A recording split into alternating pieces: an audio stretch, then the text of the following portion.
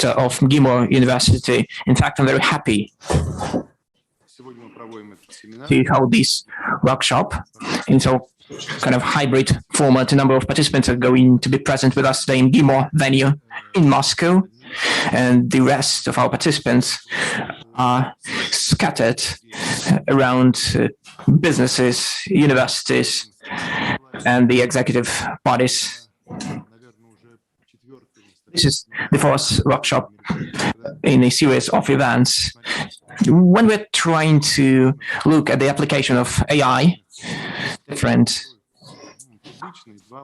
actually, this is the second open workshop. Two of them before were in closed format. When we understand that the phenomenon and the term of AI is still to be elaborated on, in order to have a precise definition to avoid these buzzwords. So the users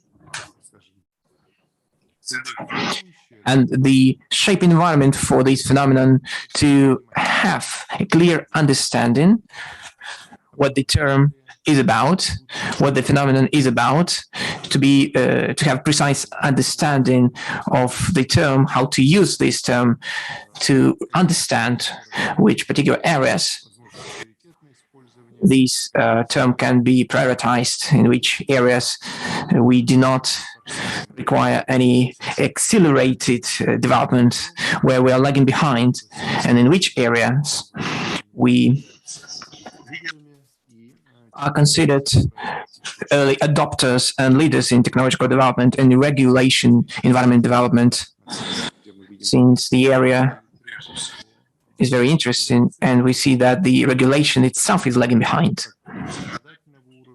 both on legal framework and sub-laws and sub-statutes level. So the objective of this workshop is particularly about that. So we have joint work through our AI group with Anna Abramova, who is at the crossroad of many initiatives, MGIMO, MFT, Skotec, ADV company, and at our table online, we have all those engaged in these businesses and higher school. I'd like to give the floor to Maxim Fedorov, who is Vice President of Skotec, with whom we have signed not the last very promising MOU on our cooperation. It gives us a framework to develop our areas together. I'm not going to take much of your time. I'd like to give the floor to Maxim Fedorov. Please take the floor. The floor is yours. Thank you very much, Mr. Malgin. It's very symbolic that today we have signed MOU on joint research and joint educational programs together with MGIMO, dedicated to digital technologies and AI, but not limited to that. So we have talked about possible cooperation in sustainable development issues. I'd like to mention that all these issues are intercorrelated and overlapping each other. Today, digital technologies are beyond the labs and beyond the IT sector. They have started to shape and determine many global processes. Since the internet has brought together all the people in a single environment. Therefore, the peculiarity of these technologies is that any breakthrough is a global, but the risks are of global nature as well.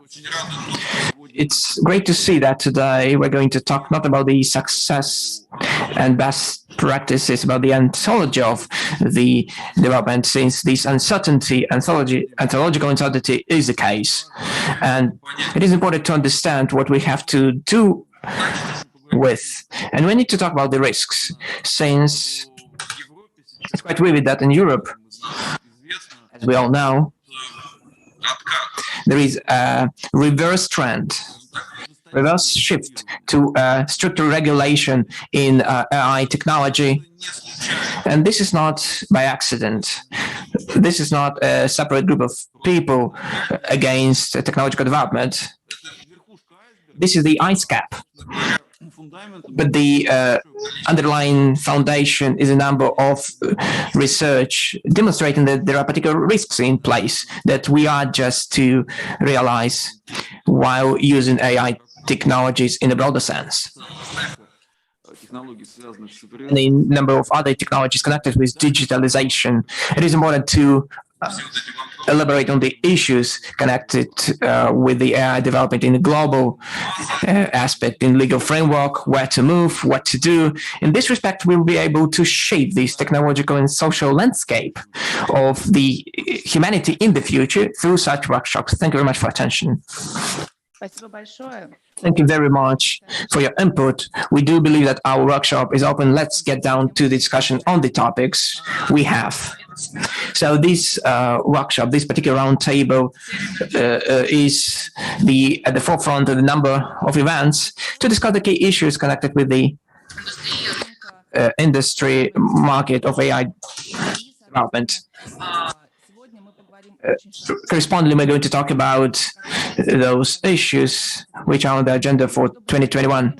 Not to take much of your time, since we are within the timing, since we have a hybrid format, I'd like to give the floor to Mr. Lepsky, who represents the Institute of Philosophy, the Russian Academy of Science, and I do hope the Institute of Philosophy.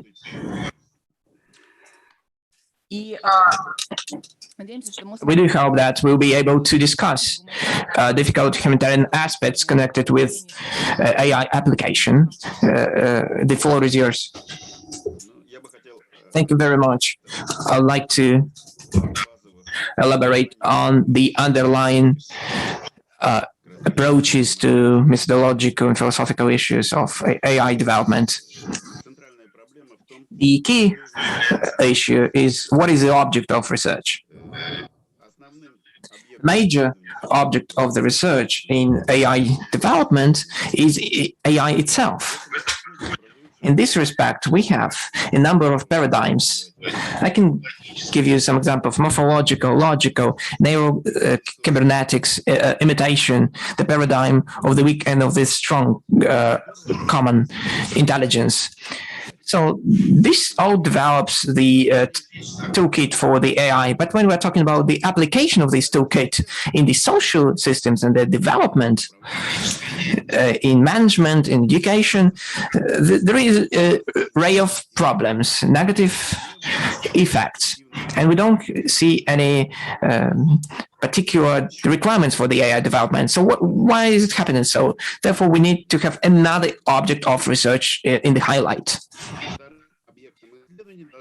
So the object of the research should be polysubject systems, which are integrated through the innovations based on digital technologies and AI. It's absolutely different object. It's absolutely different paradigm and anthology.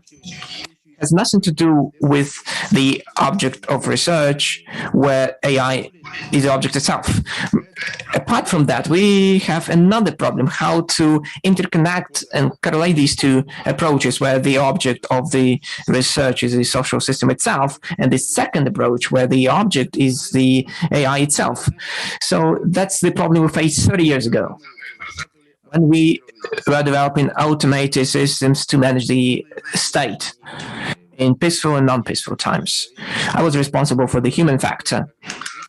In our team, we had the best experts on AI in all the areas. Those were the best experts.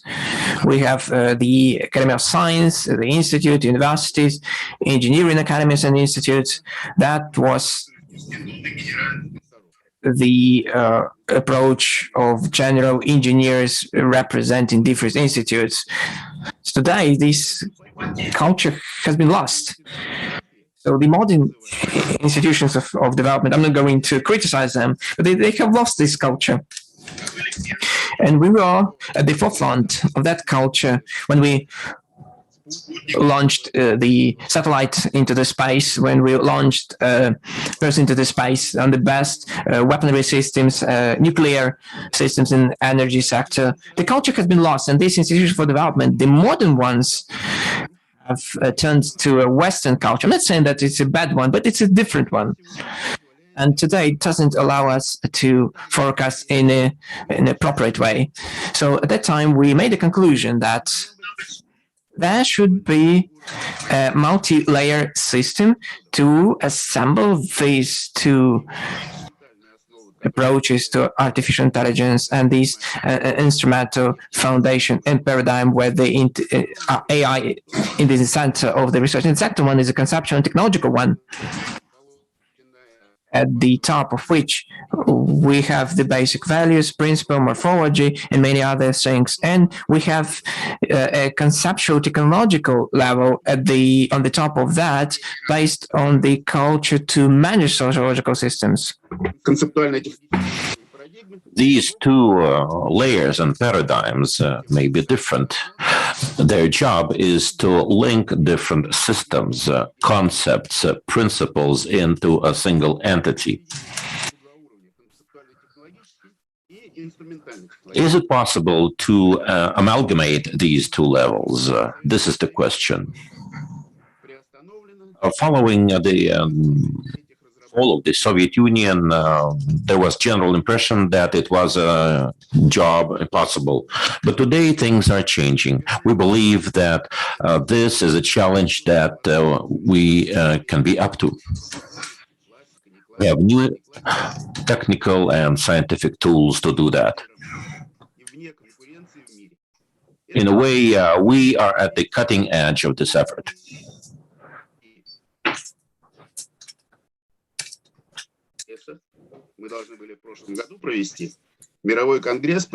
Last year, we expected to have an international congress on artificial intelligence, but it had to be postponed. We will do it this year, online, unfortunately, but at least something.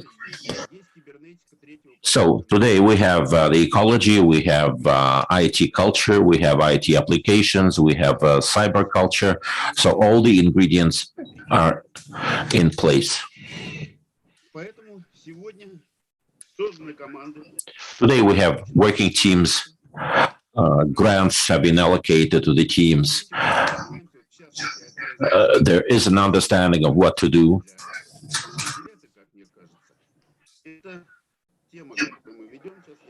The subject matter that we're discussing today is the most important for the future of artificial intelligence development. This is the ethical issue, values that should underpin the AI effort. First, we have to identify the criteria of innovation in artificial intelligence. This will lay the ground for identifying tools and designing new tools as we move forward. 3 persons out of my team already work on this subject. We expect quite a few interesting papers on this subject matter. I believe that we are indeed at the front line of managerial applications of artificial intelligence. I am very proud of this. Thank you so much.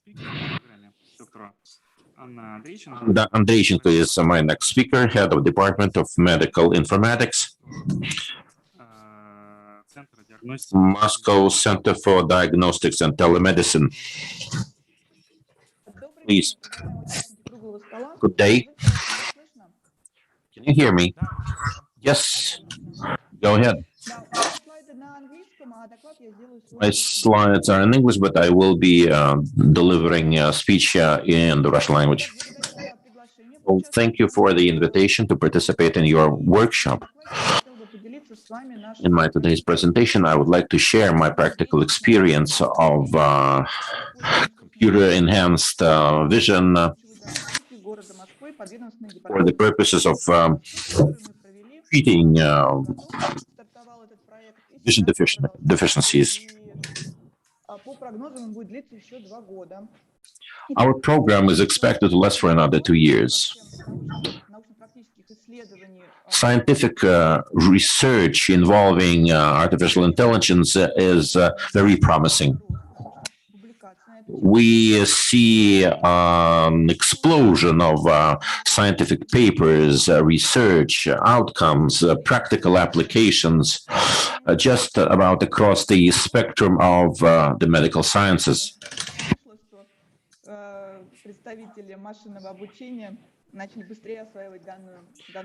As it happened, interpreters and linguists were pioneers in applying artificial intelligence, but however, it's become mainstream across the board.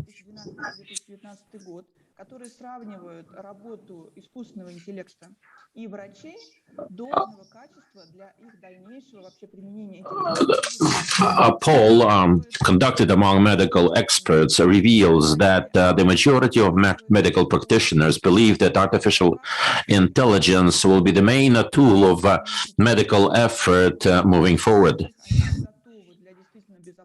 However, one challenge looms large over this effort. It is the ethical issue.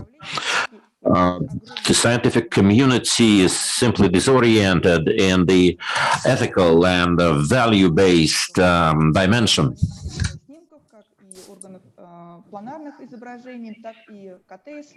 This includes CAT scans and organ transplants, artificial organ productions. None of the 62 research models has good ethical underpinning.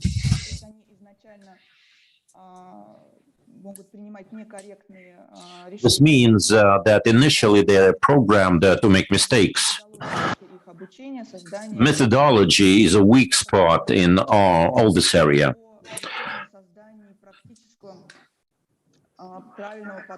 This makes us think about discussing in depth the methodological side, the ethical side, and the practicability of models. The professional medical community has witnessed this growing understanding and awareness of the importance of ethical dimension in applying AI research. On the other hand, amid the explosive growth of AI awareness and AI applications, training is lagging behind. We have fewer and fewer specialists that are qualified in working in the artificial intelligence ecology, interpreting CAT scans, taking ethically difficult decisions. In other words, we are facing a growing need for automatic decision-making algorithms.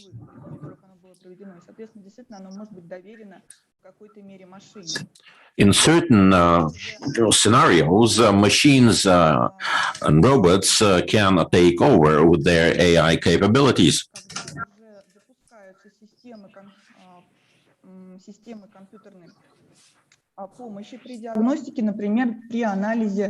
For instance, when diagnosing diagrams and experts to interpret the diagrams are lacking or non-existent, then this may be easily done by a computer. It may perform even better than an underqualified medical practitioner.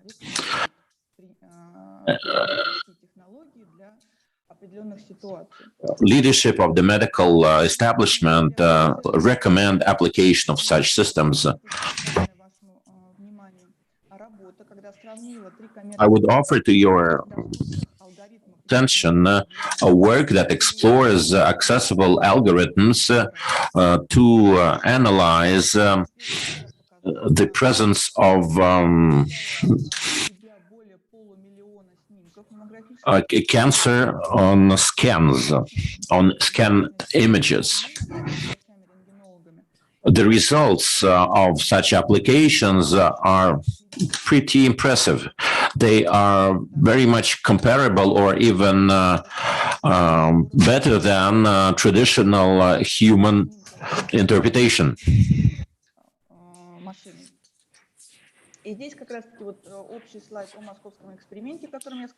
This is a general overview of our experiment that we are pursuing in our facility. It explores the general possibility of applying automatic algorithms to diagnose oncological tumors.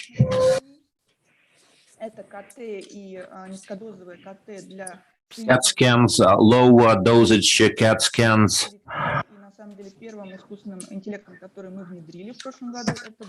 They are probably the first candidates for artificial intelligence as a method of diagnosis. Oncological scanning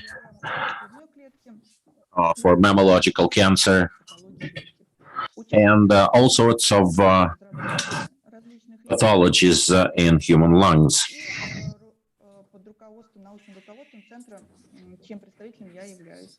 My center is the focal point of all this research. At the end of our effort, we will formulate recommendations, maybe guidelines to apply artificial intelligence for this kind of diagnostics. As a basis of our research, we took a typical and massive diagnostic methods.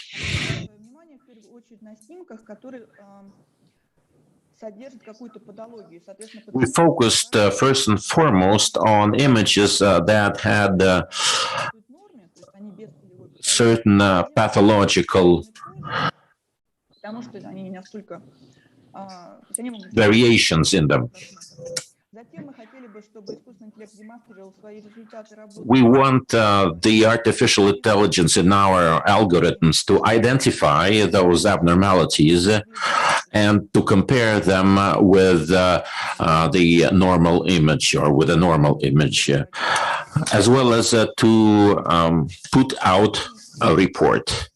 Another candidate for AI applications is dynamical graphs and dynamical processes. This is extremely important because application of artificial intelligence will reduce the time of diagnostics. Artificial intelligence may instantly make comparisons with previous images and lay out a possible trajectory of the disease.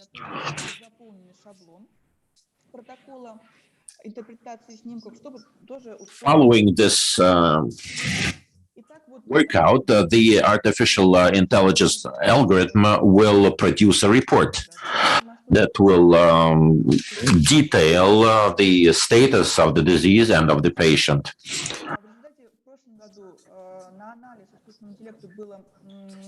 Last year,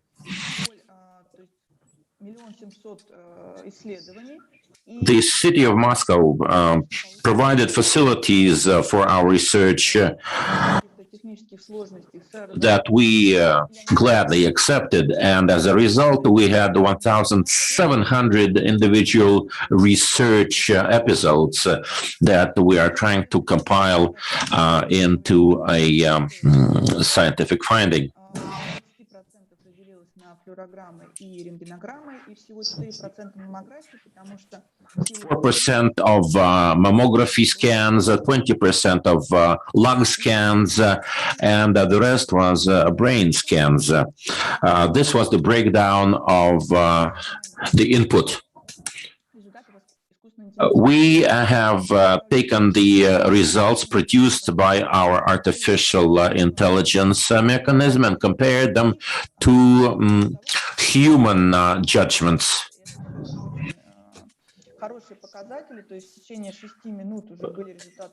The comparison revealed perfect matching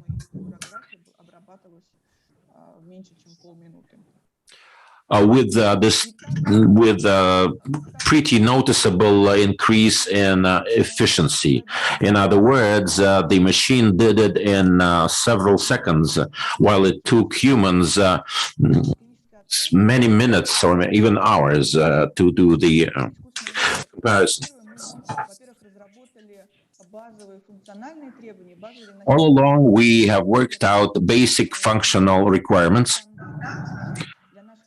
This will be the basis for a medical standard. It will be applicable in Moscow area hospitals. The standard will break down all sorts of abnormalities into different types and mandate a certain algorithm for treatment. We expect a huge increase in efficiency. The diagnosis will be done much faster than traditionally.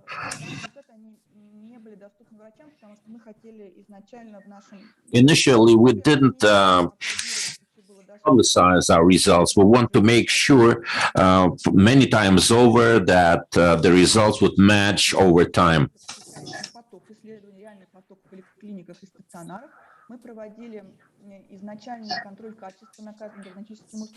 Every time we applied our system, we tried to improve the system of quality control, which is very important. The quality of material that would be further processed by artificial intelligence is crucial. The total number was of events analyzed ran into hundreds of thousands. In the end of our research, we had all pieces in place. We even designed our own protocol, made our own adjustment to the artificial intelligence architecture. You can see this in the lower right quadrant of the slide. What was important was the identification of the lower limit of identifiability of diseases or conditions with artificial intelligence. What's good about artificial intelligence, it is capable not of only assessing the status of the abnormality, but to offer a possible trajectory into the future. This means that artificial intelligence is capable of prognosticating the disease, an extremely important dimension in practical medicine. Besides, we found that artificial intelligence is very helpful in expediting medical effort in general. Artificial intelligence outcomes are very user-friendly. This enables a medical practitioner to increase its efficiency by 30%. Today, we're working on a single standard for diagnostic precision. Precision is variable. It may depend on the quality of input, on the area of application, on the architecture of an application in question. During our effort, we tried to test several artificial intelligence configurations. Results showed that, you can see them on this slide, the green line is the increased precision of medical outcomes.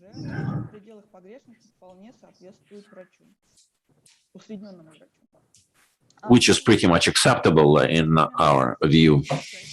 The margin of error is well within practical limits.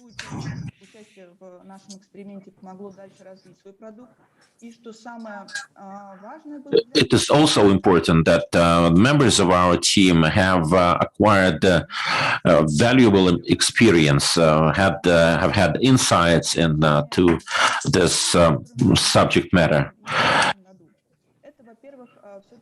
Nonetheless, we still face a lot of challenges that we will address next year in our next series of research.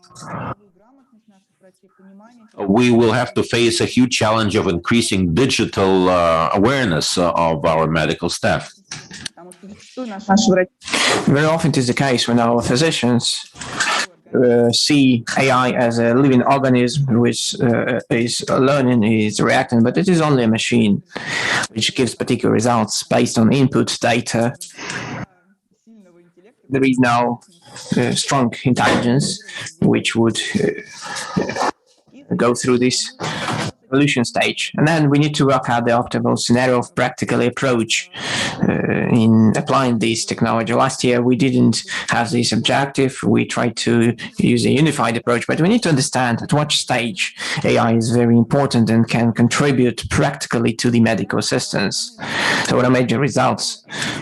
We worked out and optimized the whole process to screen AI and implement AI. We worked out the basic requirements for application approved by the physicians, and we demonstrated the abilities of AI and how it can be applied on such a big scale. Since in our experiment, we had around 600 physicians and more than 100 X-rays units in Moscow. Thank you very much for your attention. Thank you, Anna. Very interesting presentation. The AI has no borders, and the application in Medicare is huge. On the one hand, it is aspiring. On the other hand, it's quite fearful thing. What will our physicians do in 10 or 15 years? I would like to give the floor to Vadim Glushenko, Director, the Center for Global IT Cooperation. Vadim, the floor is yours. Vadim, are you with us? Good day, dear colleagues. Can I be heard? Yeah. Perfect. Good day. Thank you very much for the opportunity to take part in such very interesting roundtable. It's a great privilege for me to be among the leading experts in AI area. I'd like to start with introducing our entity, the Center for Global IT Cooperation. This is a think tank which was established several months ago. And the major objectives, according to the bylaws, is to improve the quality and the level of Russian expert community in IT cooperation. Based on the comprehensive engagement of our experts into the expert communities and agencies. Apart from that, we focus on boosting area development, both on federal and international levels, to create special incentive programs for the youngster to participate in global cooperation, improve R&D expert and analytical potential and capacity of our country. And we have a number of other tasks. Among the major areas of our activity are the analytical documents, research, shaping approaches among the Russian community to promote them beyond our borders, to conduct R&D in technological development, to highlight international experience in cooperation with our foreign experts. We do have such an experience. In April this month, we finalized the review on international experience in regulating digital platforms, which I'm going to elaborate on a little bit later. Apart from that, we conducting and participating in global events in IT sector, operating in international organizations, expert community departments, and so forth. In fact, the topic of AI is one of the key issues on our agenda today. Definitely, the Russian expert community can be proud of those developments and that potential which we can use today. And our center is ready to have a pivotal role in work on AI development inside and outside our country. We do see major areas where the center can take part in. Firstly, this is work on international venues dealing with AI issues, and in a wider scale, digital economy, internet governance, development of end-to-end technologies, and so on and so forth. I'd like to mention that the experts at our center, operating in industrial working groups and task force in OECD, the Council of Europe, and so on and so forth. Second area, quite promising from our perspective, is bilateral research and development projects with different entities, both in Russia and abroad. Joint papers, joint R&D projects. Among the areas we can focus on are the AI application in governance, AI as an element of internet technologies, AI as the object of regulation, the best practices to implement and adopt AI, the risk mapping of opportunities. These are the major topics under our focus. I do believe that today's roundtable has the best timing. Everybody knows that yesterday the Euro Commission published a long-awaited package of legal approaches to regulate AI. It has been a very accurate topic over the year. It has something to look at. I don't think that it is a big lesson to take, but we have two issues to look at, the two projects of regulation. One is the European approach to AI. The second one concerns new rules in machinery. And the third document is a updated, comprehended and intrinsic action plan of EU. It says that the EU, which has an objective to become one of the global leaders in AI development, is gradually achieving this goal. In AI regulation, they are the pioneers. That would be my final point. Thank you very much for your attention. Thank you very much, Vadim. It's great to have such a center in our country. We do hope that our further development is going to accelerate, and we are going to work jointly. We have an international conference, and our next speaker is Rollins de Villers. He's a professor on AI and ethics at Sorbonne University. Professor, who is name? Нет, следующий от Лоры Девиллис.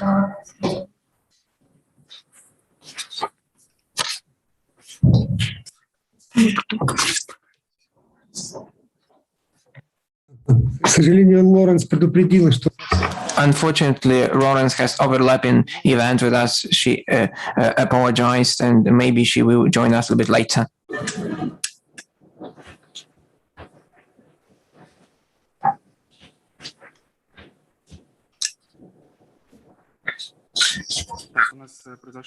We have some amendments to the agenda. Next speaker is Marko Grobelnik, co-founder of UNESCO International Research Center on AI.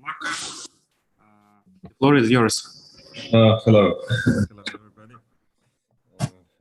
Thanks for the invitation. So my presentation today would be related to my work with OECD.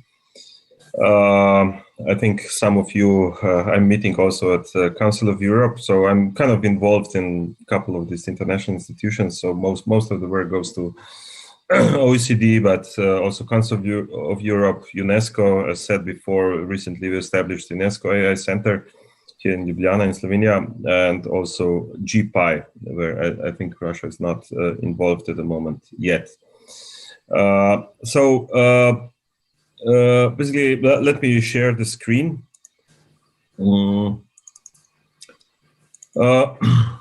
So I have just a few slides, and the rest I will try to show as a live demo.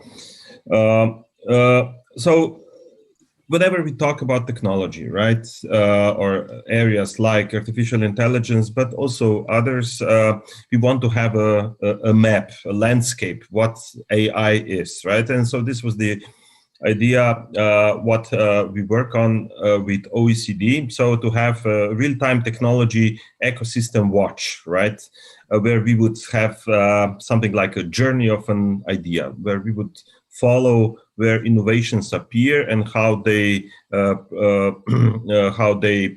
travel through the whole ecosystem, which I will briefly describe right now.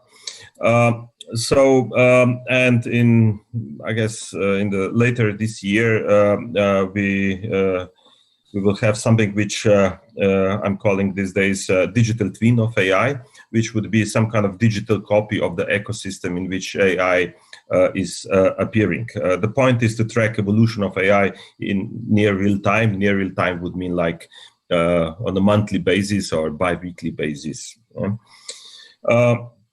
So the goal is really to detect these groundbreaking ideas very early in the process, right? And the basic premise, which we have, that these ideas, which will ideas and innovations which will impact our lives in the next 5 to 10 years, they're already invented, right? They're already published. Now the question is how to find them, right? How to find the signature of a future success, right? And so this is this OECD AI Observatory about. Let me just go through this one slide. This is the narrative, or storyline which we are modeling within this observatory. So an innovation is first spotted in academic work, right? All the innovations typically appear somewhere deep down in some small papers, events, right? Small workshops, and they progress, right? Usually these innovations then get into projects, right? Which are started around that innovation. Then innovations often get patented, not always, but often they get patented. Then we would spot companies which are established around that innovation. Then these companies get investments, possibly in several rounds. These investments have influence on job market. Then market reacts with the quality of innovation, right? Basically, if innovation is really great, then of course we would spot this on the market.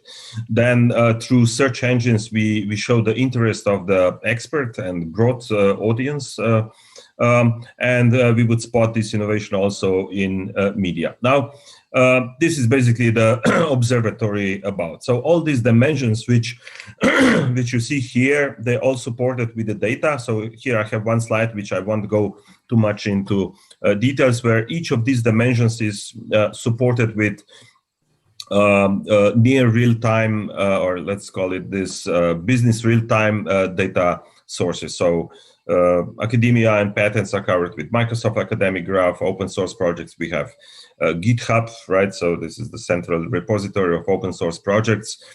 Companies we track with Orbis database, investments with Preqin database, job market at Zuna, and so on. Search engines, there's basically only one spot, really, Google Trends, if we want to observe the world, and so on. Okay, so this is roughly where we are. Now, let me show you the live demo, how this actually works. You can obviously play with this by yourself as well. let me show first evolution of AI through the years, right? So what you see here, this is one picture, is like five-dimensional visualization. Each bubble is a country, right?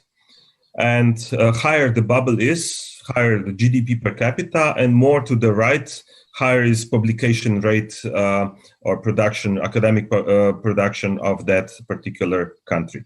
Let me move back, and we can start in year 1980, right? You see, US was really ahead. EU was kind of following, right? UK is here, Japan. So this, we are now in 90s, right? Here you see the small bubble. So China really accelerating a lot, and basically now overtaking pretty much everybody, right? In the last year. So this is one possible view to AI. Let's see that now the same visualization in per capita, right? So where who is the really strong in AI, but in a per capita basis, where we would see also smaller countries like we see now Israel, Hong Kong, Singapore, right? Switzerland here, Norway. This would be European cluster. And so we are now, Switzerland, yeah. So we are now in pretty much now, and yeah, so in this year, where Singapore, Swiss Republic, Switzerland, and a couple of other countries, and here we would have European cluster, and then the rest of the world. So this is one possible view, right?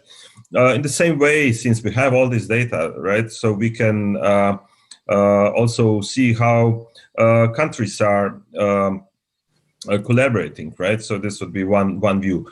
I will just walk you through some of this visualization. So this is how countries collaborate, right, on the topic of AI. So it's China, US, and a couple of others, and also we can check through institutions, right? So each item here is one visualization, but I will just show you just the main one, right?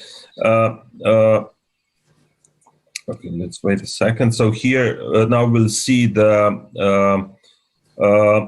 clusters of institutions, how they collaborate. So here you would see this strong Chinese cluster of institutions, how they collaborate on the AI. So this would be American cluster, and Europe is also kind of slightly attached to it, and a bit of Australia, right? So this would be the top part of this collaboration graph. Okay, we have many more things to show here, but let's check maybe some other, let's say, this would be live news on AI. So this would be news which are coming right now on the topic of AI and where they are happening. So let's say we can check for Russia. This would be now live news, live AI news from Russia, right? So not to go too much into details, but this is there, right? Okay, then next area is jobs and skills, right? So this is very important area, right? So here we can see again many things, but maybe one interesting graph is how AI skills are migrating, right? Which countries are losing their AI talent and which countries are getting AI talent. So this is data from LinkedIn. So here we would briefly see that Luxembourg is getting most of the AI talent per capita, right? UAE, Ireland, Canada, and so on. While on the other side, countries like Venezuela, Tunisia, they would, Pakistan, Bangladesh, they would losing the talent, right? So this is kind of interesting graph for policymakers for sure, right? In the same way, this is labor supply, the talent, right? On the other side, we have also labor demand, what companies are actually looking for. So here are many many graphs. I wouldn't go too much into details because it's very detailed, but we can pretty much look for any kind of skill, any type of job description, if you want, what kind of skills it's required, how they progress through time, and so on. So per week, we get a few 100,000 AI job postings, and this gives us very accurate picture where companies are investing in their in the employment. Okay, this is the whole set of visualizations on that side. Then we have we see the projects, right? AI is very strong, obviously, on the project side, and we can see here, let's say, how particular topics appear on GitHub. GitHub, you know, it's the central repository for open source projects. So how they progress through time, right? So how, let's say, machine learning, AI, and deep learning, and so on. Deep learning in particular, it appeared roughly in 2013, and now it really went up, right? Also, if some of you are technical, right? So here we can check also what kind of programming languages, what kind of technologies people use in AI projects. Just the last thing, not to be too long, right? It's also investments, right? So we are tracking on a monthly basis all the investments in AI technologies across the world. And here, so this would be, let's say, investments into AI from 2012 till now. You see it's really going up. We can check also per country. So maybe we can add here Russia. So Russia is not very high up. So basically, it's in reality, it's really US and China. They're really investing a lot, right? So huge amounts of money, while Europe and the rest of the world is not very strong, to be honest, right? Also by industry, so this is kind of industry, which industries are investing into AI the most. So here we would see everything from logistics, security, financial services, hardware, and so on. So so more or less things are going up. Maybe just to conclude, here we have one nice visualization where we can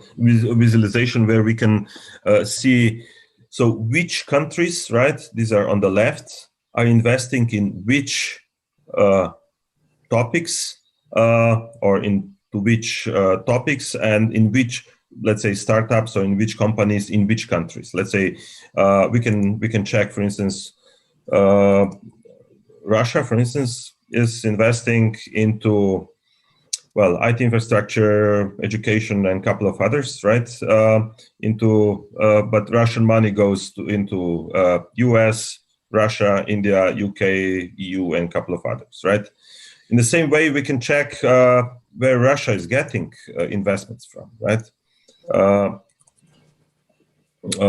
So here we would see, Russian money goes to Russia, pretty obvious. Then United Arab Emirates are investing into Russia, and Europe as well, and US a little bit as well, right? Into topics like IT infrastructure, business processes, healthcare, and so on. So this is another view. So as you see, so here we have few tens of these different views and visualizations. I just pinpointed a couple of them. But basically, this observatory gives you really good picture on where things are standing, and the data sources which we use are. So I wouldn't say that there's no perfect data source for any of these ecosystems, but they're still pretty comprehensive, right? So in terms of investments and a couple of our GitHub, so they're pretty representative of what's actually going on. Okay, so this was my short speech, and you're welcome to use it. To use this, basically, you get the official version into OECD.ai. So this is the repository of this OECD AI Observatory. Plus, you would get national AI strategies, lots of stuff on AI. But the point is really to understand what AI is, not just what AI should be, right? So much from my side. Thanks very much. If there's any question, I'm also happy to respond. Marcus, thank you so much for joining the conference and sharing what is the current situation with the OECD Observatory. I think as Marco has to also participate in other conference, we can open the floor for the questions to Marco if you have any. I mean, the audience, online, offline. Switch on the mic if you want. Okay, to the moment we have no questions. So, yes. A short question, if I may. Sure. Marco, you are breaking down the systems into classifications. Будет представлен объем этой классификации, насколько будет много градаций и How big will this classification be? How many positions will there be in each classification? I believe it will be helpful to know.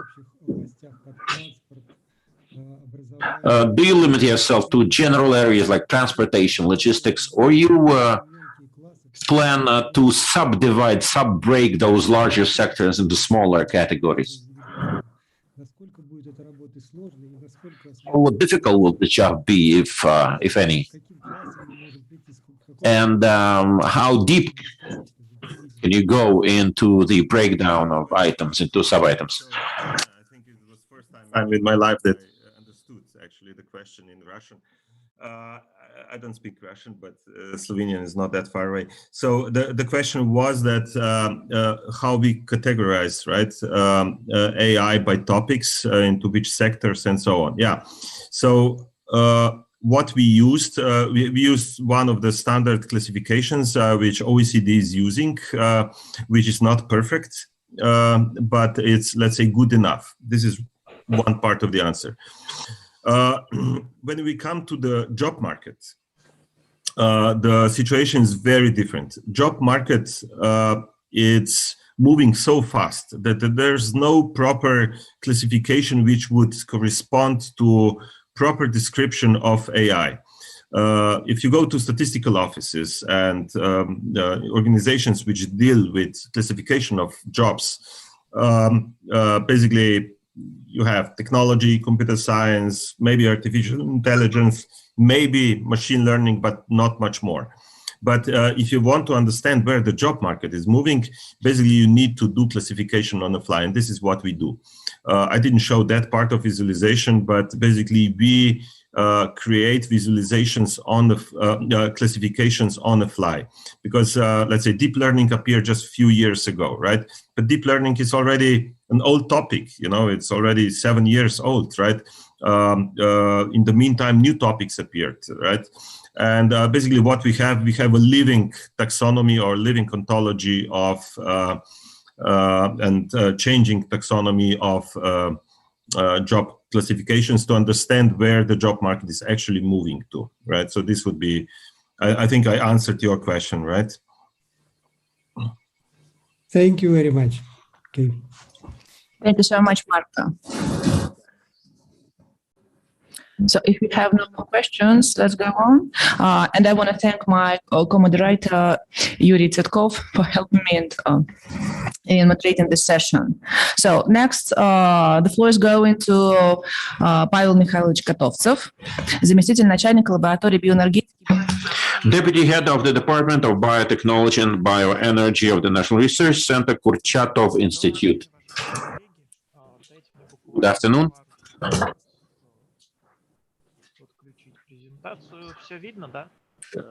Can you hear me? Can you see my presentation? Yes.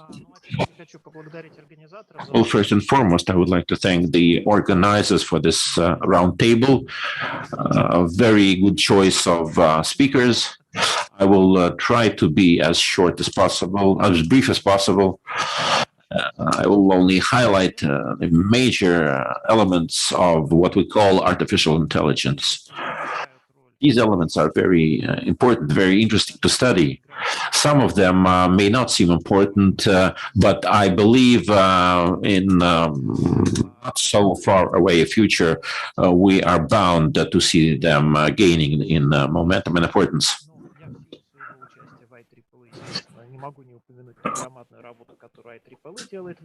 Well, first of all, I would like to mention the enormous effort of the team that is working on artificial intelligence in the center. The team is working closely with the designers of the system.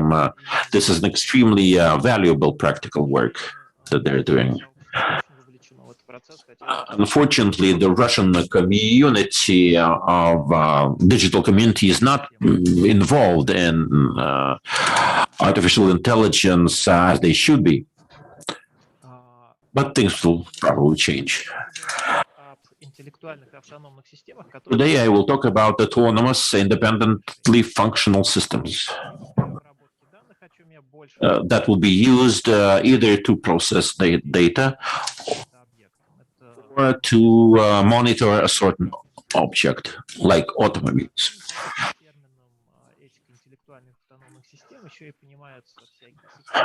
An important aspect of autonomous and independent systems is their ethical dimension. I will explore just that.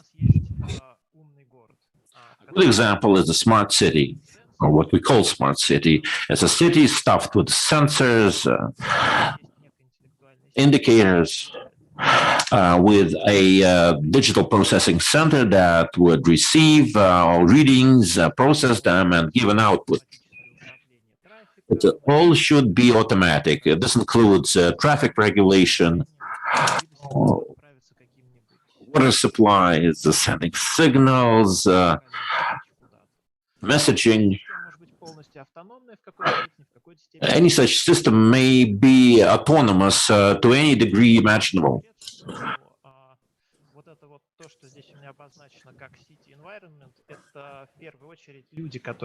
It's obvious that what I call a city environment on this slide, simply put, is people.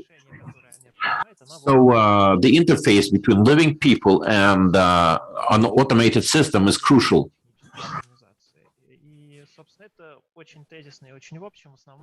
This is a general scheme for you to understand what I'm talking about. It is very important to be mindful of this human-machine interface when we draft standards. A lot of questions arise. It's very difficult to bring together mechanics and human values. So many ethical dimensions arise, so many ethical challenges have to be faced. We have to think about case-by-case choices, whether the algorithm should work or should refrain from operating. We should explore how human behavior would change as in response of all these smart automated systems.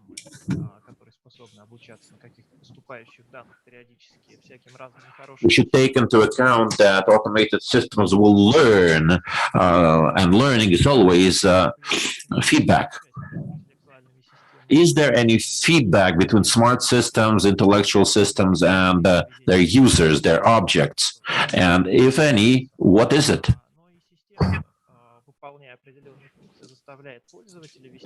On the other hand, any system which exposes itself to humans changes human behavior. People either start to over-rely on outputs or try to evade contact.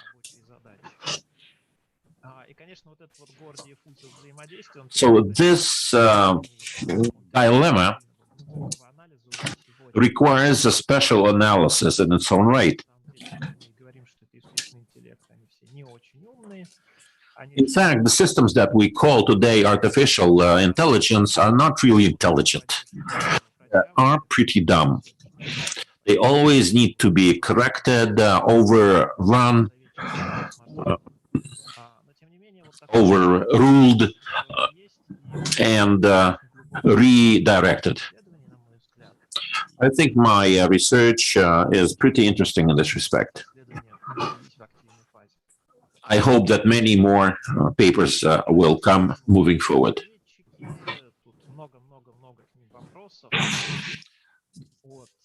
Advisory programs are among most popular today, but so many questions arise around them. We have to be careful before we come to firm conclusions. Things like transparency, accountability. All systems are based on data. All intellectual systems or pseudo-intellectual systems are based on inputs. What will happen if data are combined, if two systems are amalgamated?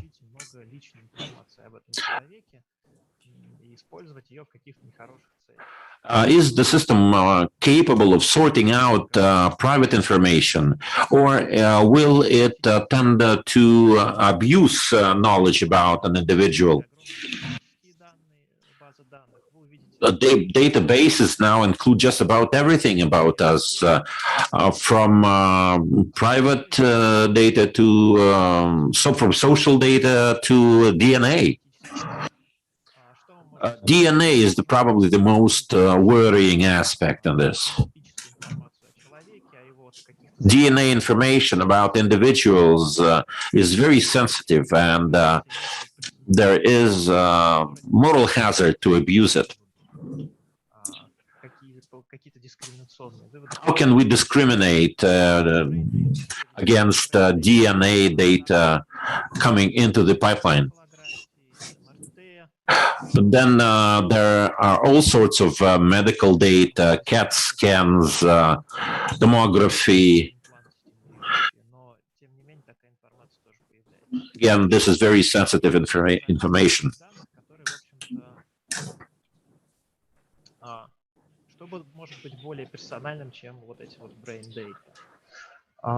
But then there's a set of data about the condition of human brains, individual brains.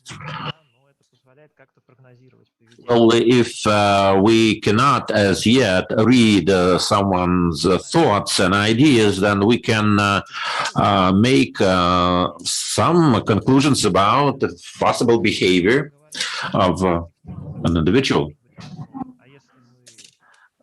We don't know what happens into the future. Maybe in the future we can even read someone's mind.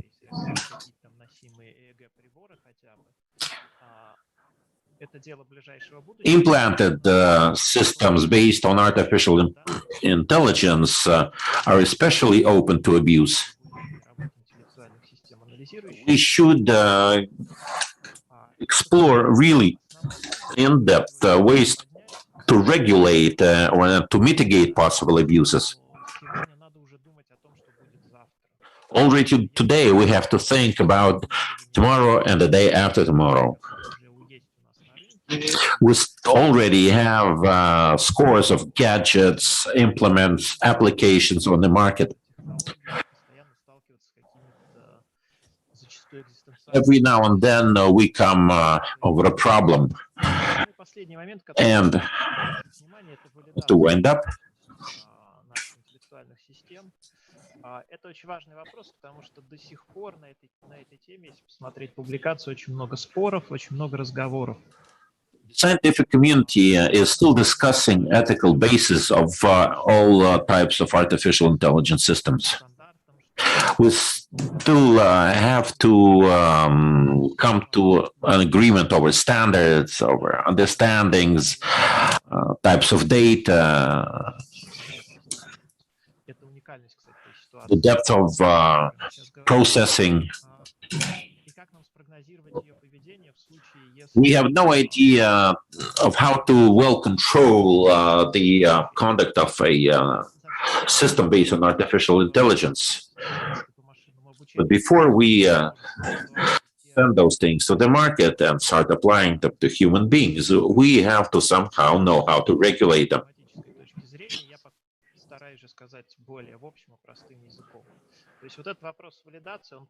So this issue, what we call a validation challenge, is probably our next big challenge as we engage with artificial intelligence. Standardization may be the answer. The work is already in the pipeline. Many organizations are busy working on validation standards.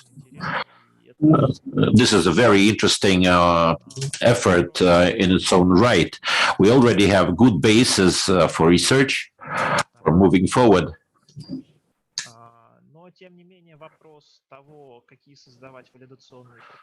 However, the issue of specific validation protocols is still open. The issue is open always about their integration with practical systems, with specific systems of artificial intelligence, with existing applications. And another set of challenges involved in the practical use of these applications and solutions to specific situations. Biomedicine, education, personal identification. I'd like to conclude my brief presentation. Thank you very much for your attention. If you have any questions, don't hesitate to ask them after the roundtable is over, or you can email these questions to me. Thank you very much for your input. Since we are beyond our timing, I'd like to continue our discussion of ethics, but in a more practical mode. Based on the experience which the business representative have, I'd like to give the Elisa Ganeva, representative of GR Microsoft Rules, on the experience of Microsoft in responsible AI governance model. What elaboration do you have? And I thank you very much. I had a presentation. Can I see my presentation on the screen? And may I have a clicker?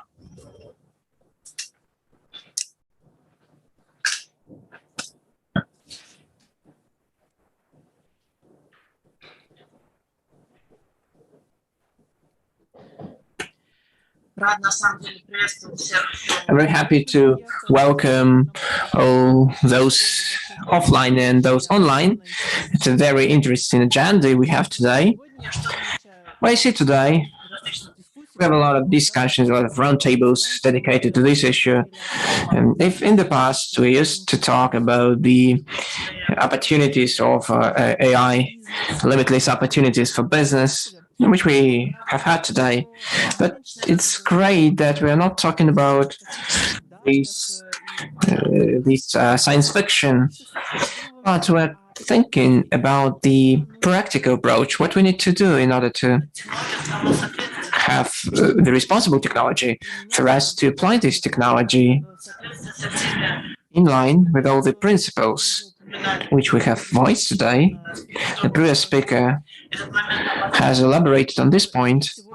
We do have a number of issues on which we still have a lot of work to do. Let's switch to my next slide. May you help me with that?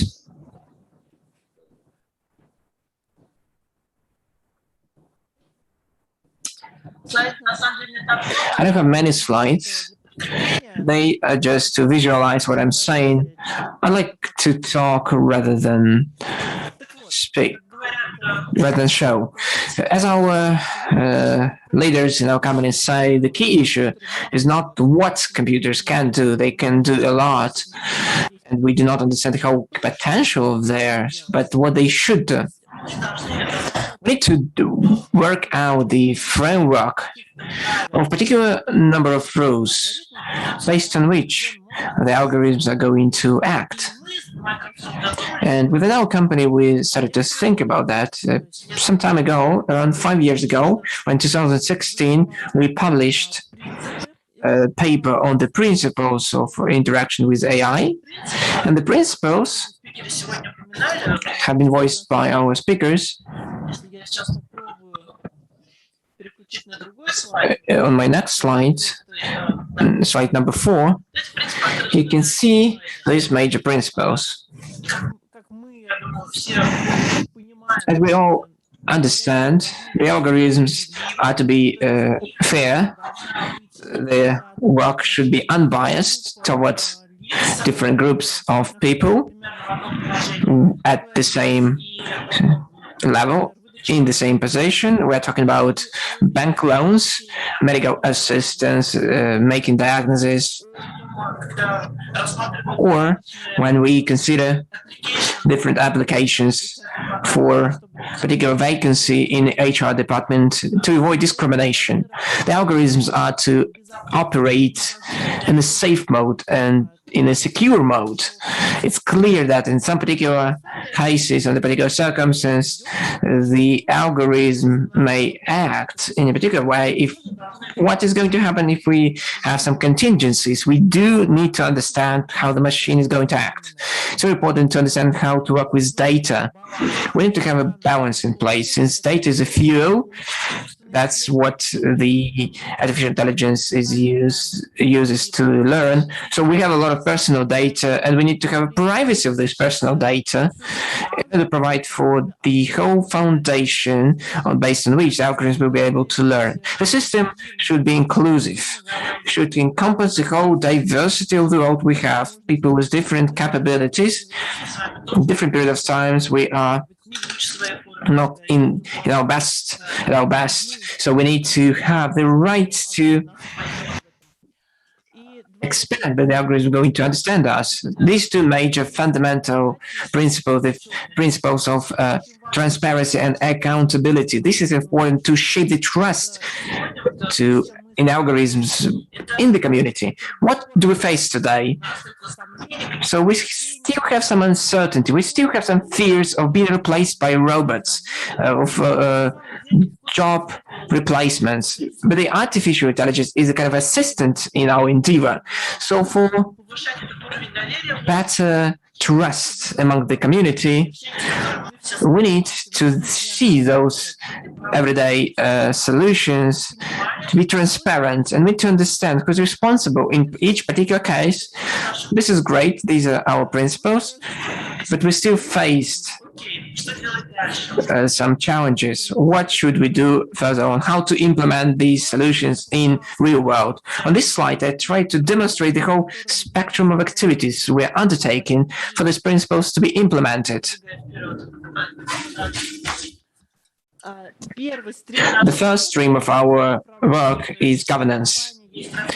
With our company, we have different parties engaged in monitoring and controlling how our solutions, our products are in line with those ethical principles. We have special ethical committee. This is strategic party, including representatives of different departments who deal with sophisticated cases, with very sensitive one during the pandemic.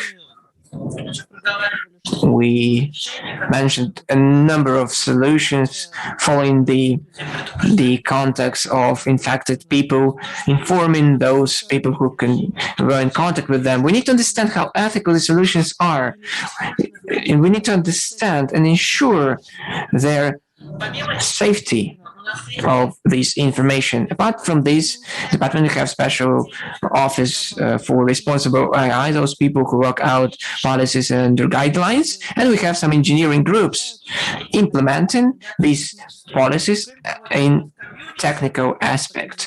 We have AI champs community so-called champions of AI. These are our colleagues, our peers who can assist in different issues which we face, or to redirect these questions to our departments. The second stream is very interesting one, which we need to talk about. This is the number of tools and practices which allows us to understand and to assess how ethical the algorithm is. So that's a question we put in front of us. We need to understand how to match these practices, how to match these solution. To this end, we have a special tool, open source tool, Fair Learn. So this is a tool which assists us and helps to see discrimination case in a solution and to eliminate.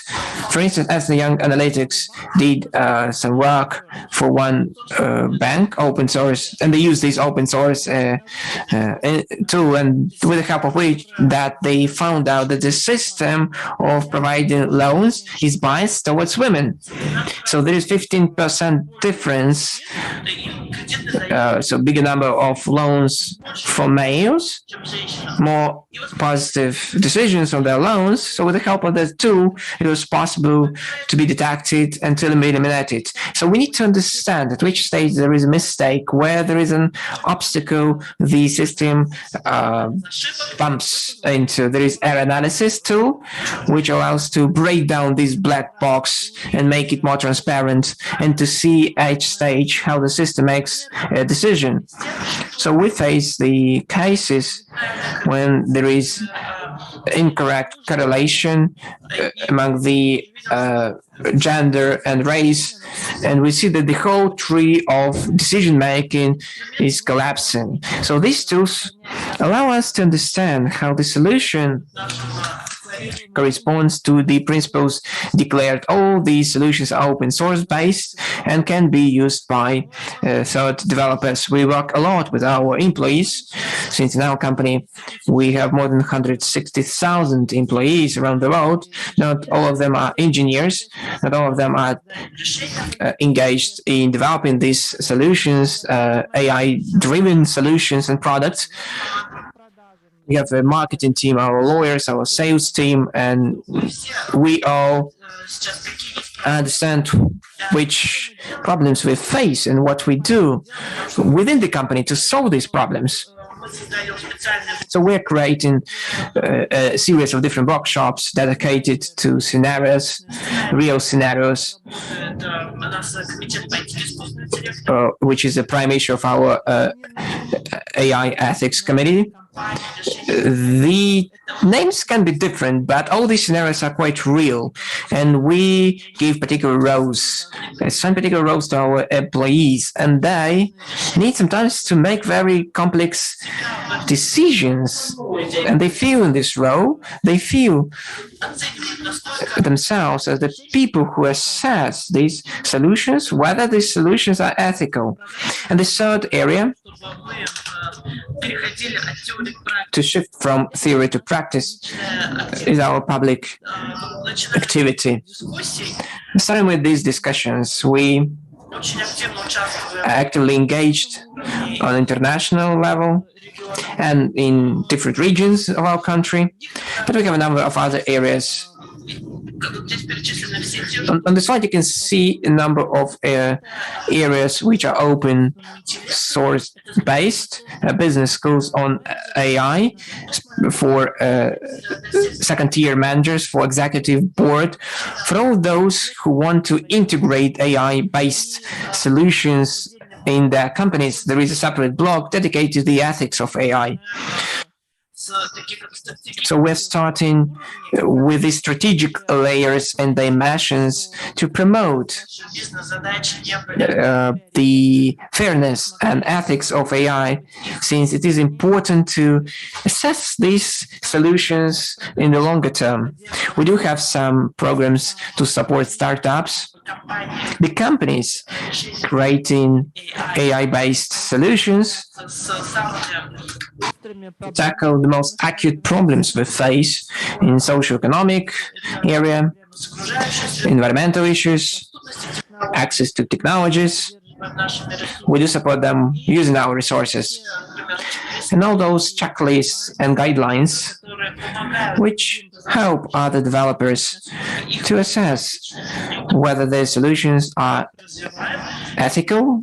All these guidelines and checklists are in open access. Getting back to the tools, today, simultaneously, there was a discussion with the Ross Patent Agency. They have their own conference on the influence of AI on IP, and I had a colleague of mine taking part in that. I listened to the first session and I came to you and I realized that what is Ross Patent Agency? For us, as a citizen of our country, I don't face the activity of this agency very often. This is just authority, a patent provider. We have open source environment. But what is IP about? How do they coexist? And it was very interesting for me to know that the Ross Patent Agency is developing digital tools for people to have an opportunity to check, for example, when they create their trademark or brand name, they can upload in a special database and to understand whether there are some similarities and overlaps, whether they need to amend their brand name for their business to be competitive in this respect. And the discussion on developing these tools is developing very fast, and this is a great thing to see. And I always think, what is going to happen when we stop discussing that, and we're going to take it for granted as a common ground, common wisdom. So what will be the level of discussion when we have the set of rules and when we're going to speak common language, not only in Russia, but globally as well? Then we will get back to the issue how the potential and capacity of the AI can be limited. Thank you very much for your attention. That will be my final point. I do hope to take some questions. I'm still here, so don't hesitate to ask them. Thank you, Elder. The conversation of how the business is solving this issue is going to continue with Ms.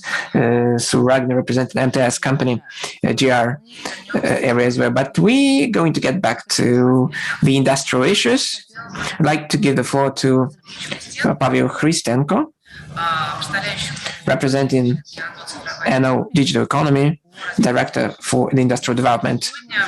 Today, Pavel has agreed to elaborate on implementing AI in agriculture, problems and solutions. Thank you very much. The floor is yours. Dear colleagues, good day. Can you hear me? Everything is perfect. Some changes in my life. Now I represent Ural Him. I didn't, unfortunately, correct the information. I'm even closer to agriculture, to the agricultural areas. Now I'd like to tell you what impresses us a lot, on the one hand, and on the other hand, to highlight those problems that we regard as critical ones. Talking about the trends, it was mentioned that the growth in population is about 83 million % per year, 1.1%. So the growth was from 1.8 billion to around 7.8 billion today. So according to the UN forecast, the population will continue to grow, and it will amount to 8.6 billion by the mid-2030s, and by 2050s, it will amount to 9.8 billion people. So we do understand that to produce agricultural produce using the conventional approaches is becoming more and more complicated, since the vegetation process is quite linear and understandable, and agricultural areas are limited. So the growth in arable land is only 4.4 as an opportunity. So without using AI and technologies, urban farming technologies, which I'm going to elaborate a little bit later, it will be difficult to feed the whole population of Earth. According to the Russian Agricultural Bank, the use of these technologies in agricultural sector is going to be great. So the average growth on the market is going to be 26% on an annual basis. This is the use of robotics in agricultural areas. Thanks to high investment, the precise agricultural farming is going to increase $2.8 billion by 2025 and $200 billion by 2050. As of today, the global market of organic products and drinks produced by small farmers mostly reaches 324 billion US dollars. In Russia, we have great potential in this area. The changes in the structures on the labor market today, we have a bigger urbanization. By 2050, there's going to be 20% increase in urban population. The average agricultural area citizen is going to be over 56 years. We need to see the trend of the collaboration between the urban development and agricultural areas, which I called urban farming, which will allow for additional food to the city. I believe you know what urban farming is about. This is a kind of transformation of agricultural areas in closed areas, multi-layers systems to grow crops. It is applied in growing vegetables and mushrooms and other crops. It is expected that the density of population in the Asian part of the Russian Federation may increase fivefold. Maybe because through migration from neighboring countries. This means that food will be required in ever-growing quantities. Without using artificial intelligence applications, we will never produce enough food to feed that many people. Artificial intelligence is very instrumental in analyzing soils for salinity, for nutrients. It is also instrumental in analyzing the components of air, of atmosphere, humidity. All of those things are crucial to achieve high yields in farming. Today, we have any number of startups working in this area. The technology of smart and precision farming is gaining momentum. This is the way of the future. All agricultural producers have a promise of lesser costs, greater efficiency, and better yields. Pilotless machinery is another avenue of advances where artificial intelligence can contribute heavily. Today, we have thousands of combines, reapers working in the fields without any human assistance. They are driven by artificial intelligence. You don't have to worry anymore about weather conditions, fatigue, things of the sort. Innovations will move us forward towards autonomous machinery. Of course, many challenges are ahead, but we have a lot of talent that is working in this area, many startups.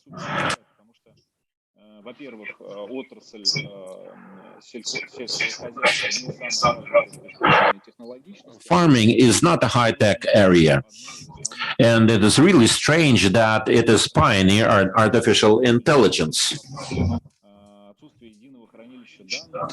One of the problem is absence of a centralized data bank. The absence of data banks and data centers is affecting negatively the entire effort, including artificial intelligence applications in farming. We have to have a general picture across, if not the entire nation, but across wide swathes of the country in terms of climate, weather, humidity, soil conditions. Data fusion is the way of the future in farming. But data fusion is possible only when there is enough data available.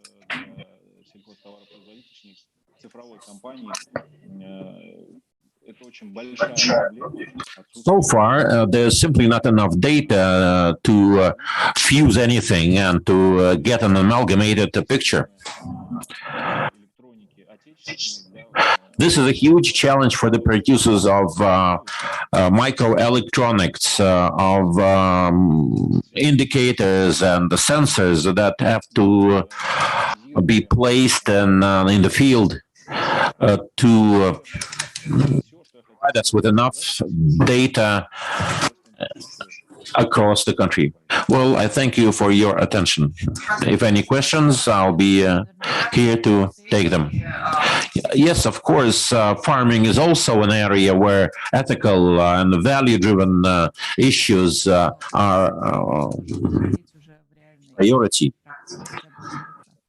Вы знаете, я думаю, что, конечно, безусловно, и в сельском хозяйстве вопросы эти возникают. For sure, ethical issues in agriculture and farming systems are essential.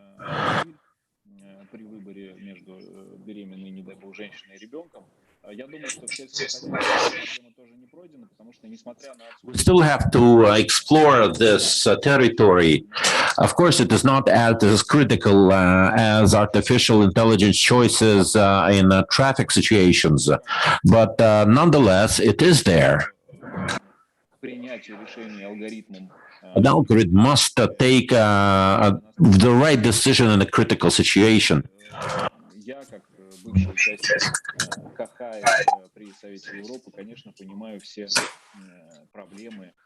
I used to be a member of the European team on artificial intelligence, and I perfectly understand the scale of the challenge.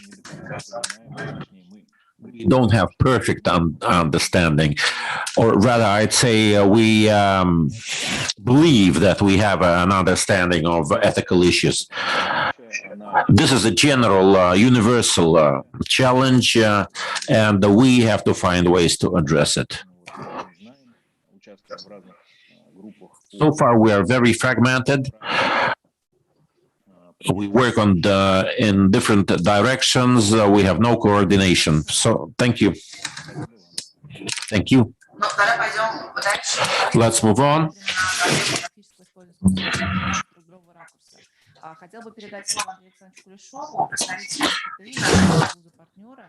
Andrei Kuleshov has the floor. He's representing our Institute of Physics and Technology. He is also a member of the Common Fund for Commodities, Development Advisor. He will discuss issues related to the expectations and delivery.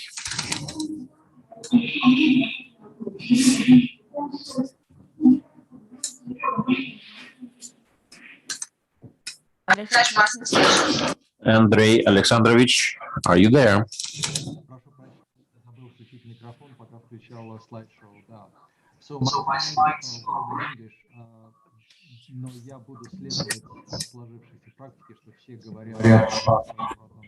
I will follow suit of all before me and make my presentation in the Russian language.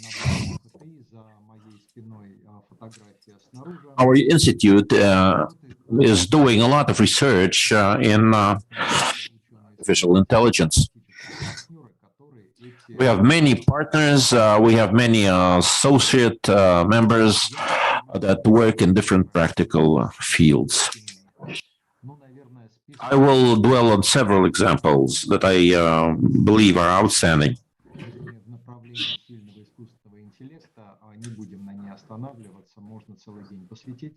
I will skip the issue of conceptology.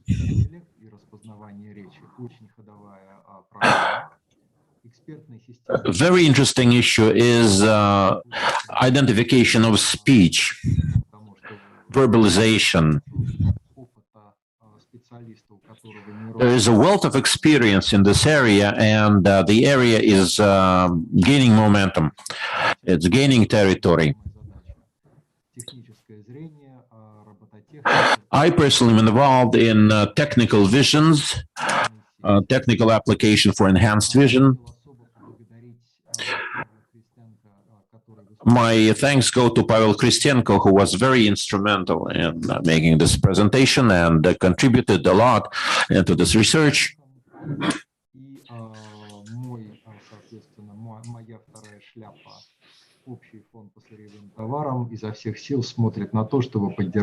I also want to extend my gratitude to the Common Fund for Commodities, who has advocated my cause, my research.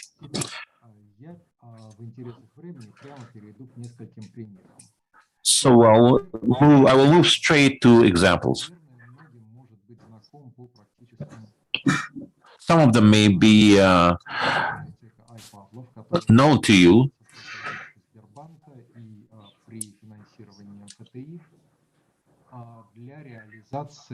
One of them is driven by VTB Bank, a bank of identification clients. The system is designed to identify the intentions of a given client. If you call a bank, you will be answered, your call will be picked by a robot. Even as you write an email, your message will be read by a robot.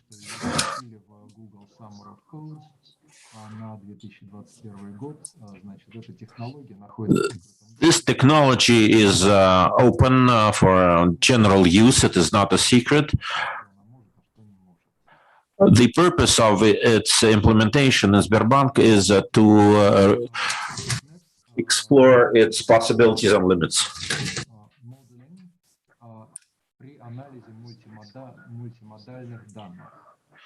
The program is designed to make multimodal calculations. It uses intellectual applications in analyzing inputs.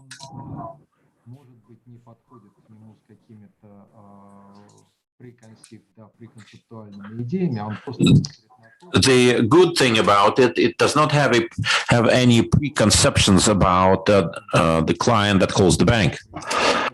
It uses only technical criteria.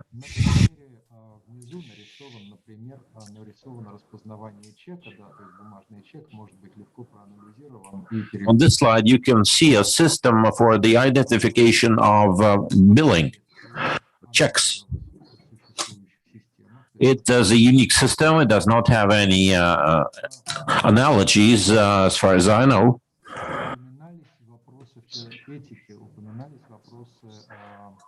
Now, you have mentioned issues of values and ethics, especially when processing big data.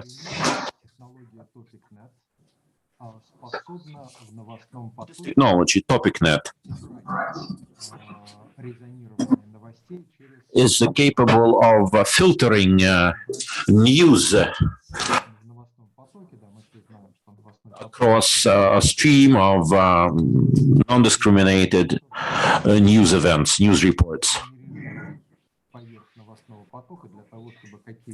It can pick out individual pieces of news and amalgamate them into a story.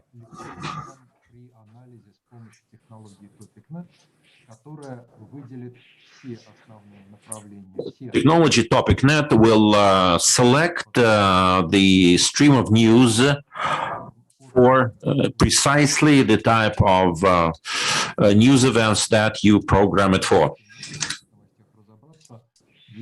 This allows to navigate the sea of news that comes our way every day.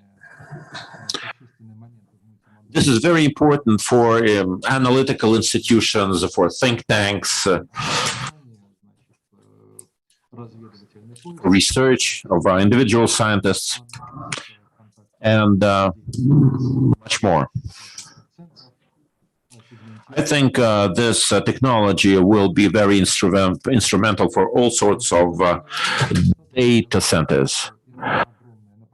Speech identification is also a very broad avenue of research and applications. This is especially topical for weak appliances, or weak devices. Smartphones, iPhones, and the like. They do have net connections, but it is powered by low power batteries. We have to work in a low power environment.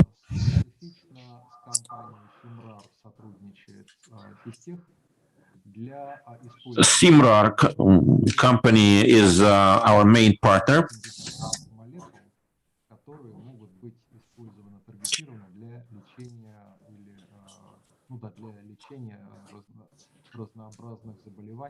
They are working on identifying specific therapeutical molecules to be used for targeted treatment of malignant areas. Those molecules will be capable of delivering medicine or to knock out malignant cell. Now, to do that, the molecule they use, or the device that will be used, has to identify correctly the target cell or the target molecule in the cell. We have over 20 laboratories where I can go on giving you examples of our research. But I should not fail to mention yet another one, dosimetry.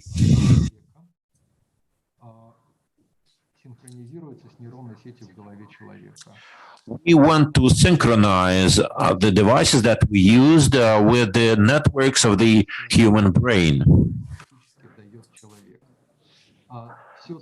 Thereby, we would be able to figure out the rhythms of electric and magnetic impulses in the human brain.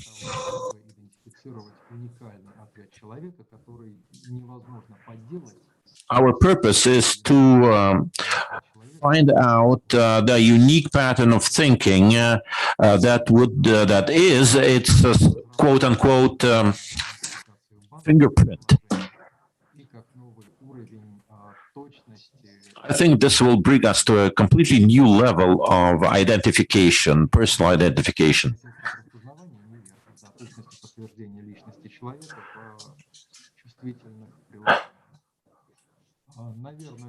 This is especially topical in very sensitive environments like security. So this is all I had to say about our lines of research. As I said, we have many more in progress, but these, I believe, are outstanding examples. Thank you. That was very informative and inspiring presentation. I would like to get back to our main stream and to talk about the practices of one Russian corporation, MTS. This is a big corporation. It is pursuing the idea, the concept of artificial intelligence.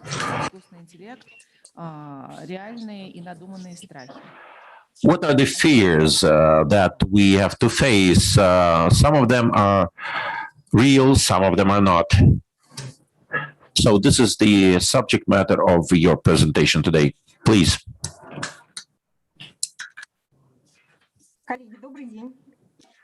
Good afternoon. Yes, we can hear you. Good.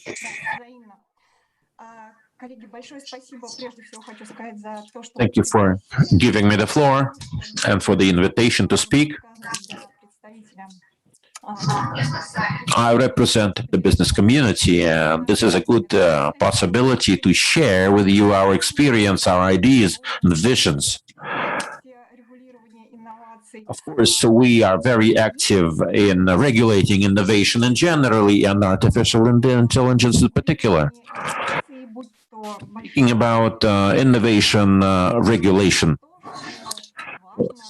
we usually build our arguments in terms of necessities, needs, and benefits. But there's another side of the story, fears and risks. I think those two areas must be better adjusted, better balanced. Today we are very active in regulating recommendational or advisory services. Well, to me, as a legal practitioner, this is a cause for great concern.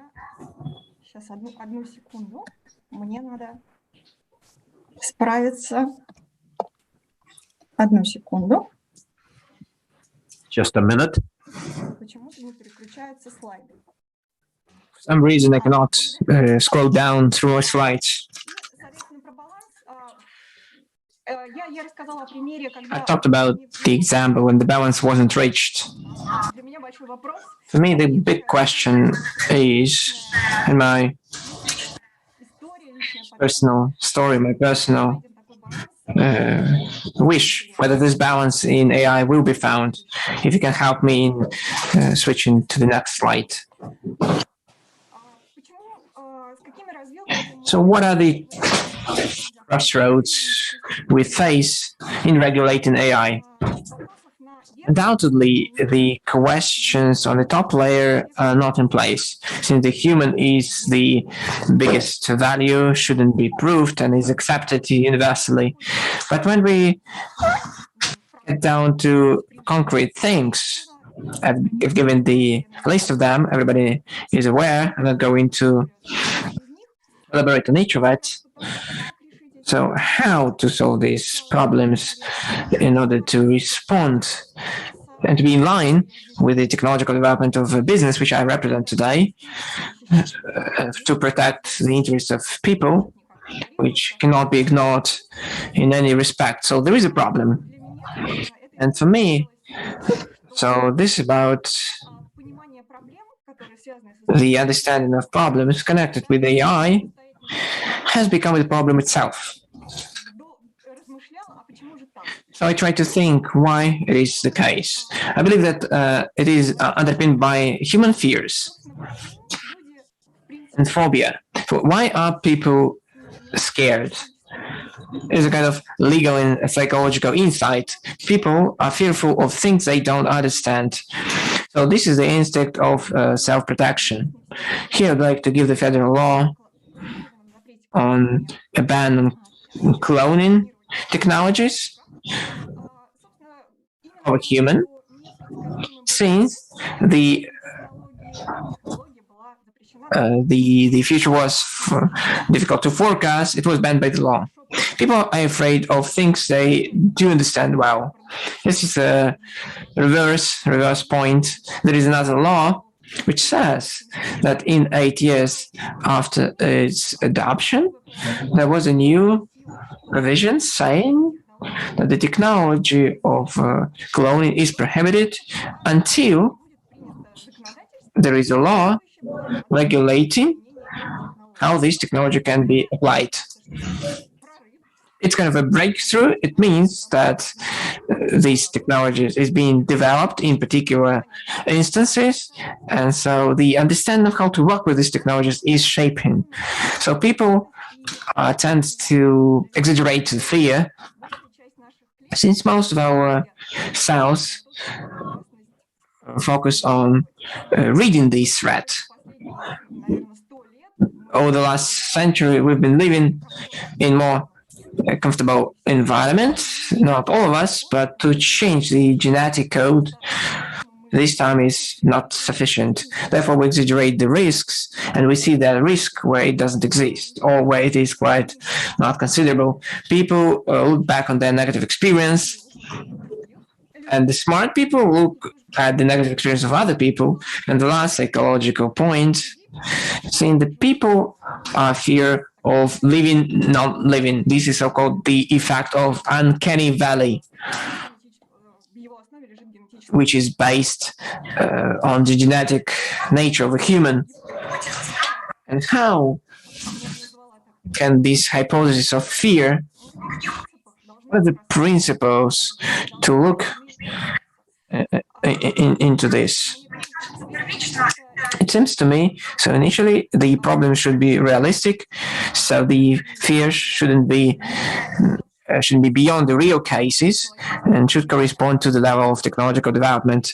So in order to be sure of that, it is necessary to have scientific explanation. There should be a scientific explanation of each issue. We need to audit all the tools to regulate the particular area, and we need to have a methodology to assess risks. Interdisciplinary cooperation and cooperation with business should be in single area. It's quite clear. It is important to shape a single mission, a single understanding of the tasks that we can be brought together by. The development of information field is a very important point from my perspective. It is important to promote AI technologies, popularize these technologies, not to only make people fearful, but talk about the advantages of these technologies. When we talked about the genetics databases, I remembered the situation with a Russian famous entrepreneur who required special treatment against leukemia, and there was one person globally who could match him genetically. If we were digitalized, that would save more lives and make us happier and healthier. And the last point I'd like to elaborate on is ethics. Ethics of AI, which has been discussed today, and it is being discussed in different venues in Russia and abroad. Seems to me that it is important, not from perspective of the artificial intelligence, it is important as a social awareness, and it should be developed in the childhood through education, sustainable family interaction, and right public content. In conclusion, I'd like to quote a great scientist from Soviet Union, the academician Sakharov, in his article 1967, when he discussed the progress. He said that the advice of the thinking assistants transforming through human tasks in several decades will become a real threat. And if the human values are not underpinned and supporting this period, if this heterogeneity cannot be achieved. So in my presentation, it is the most important part, since we need to start with that. We need to start with ourselves. If ethical values are strong, so to protect through harsh regulation will not be required. This is my finding is about. I'm not going to go in detail. Thank you very much for attention, dear colleagues. Thank you very much. Elena, thank you very much. See, the speakers are totally full for the ideas, and which is important, talking about the code of ethics, which we're discussing today. We do hope to see the consensus in the future, both for the business and for the society. Thank you very much. I'd like to leave some time for Q&A for the end of our session. I'd like to give the floor to Mr. Krinkin, the Director of the International Institute of Artificial Intelligence, to start talk about the hybrid intelligence. I do hope that this conversation is going to be continued in the future.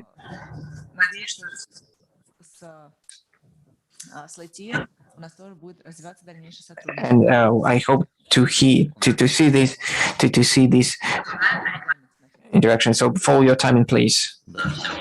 Good day to everyone. I'll try to tackle the presentation. It's with the use of clicker.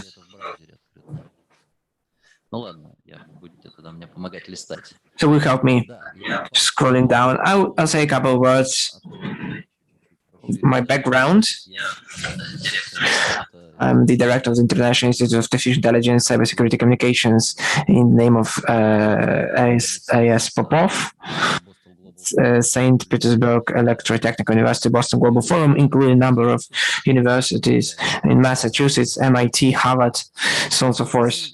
So the objective of our development, establishing this institute, is to help be involved in the global agenda. I'm a representative of technical issues, so I'm going to speak about different things, not as the people are used here too. On the other hand, is to be engaged in global movement, which is called Artificial Intelligence World Society, which is aimed at reconsideration of the social contract which we have today, and to understand how it will look like from the perspective of the AI role.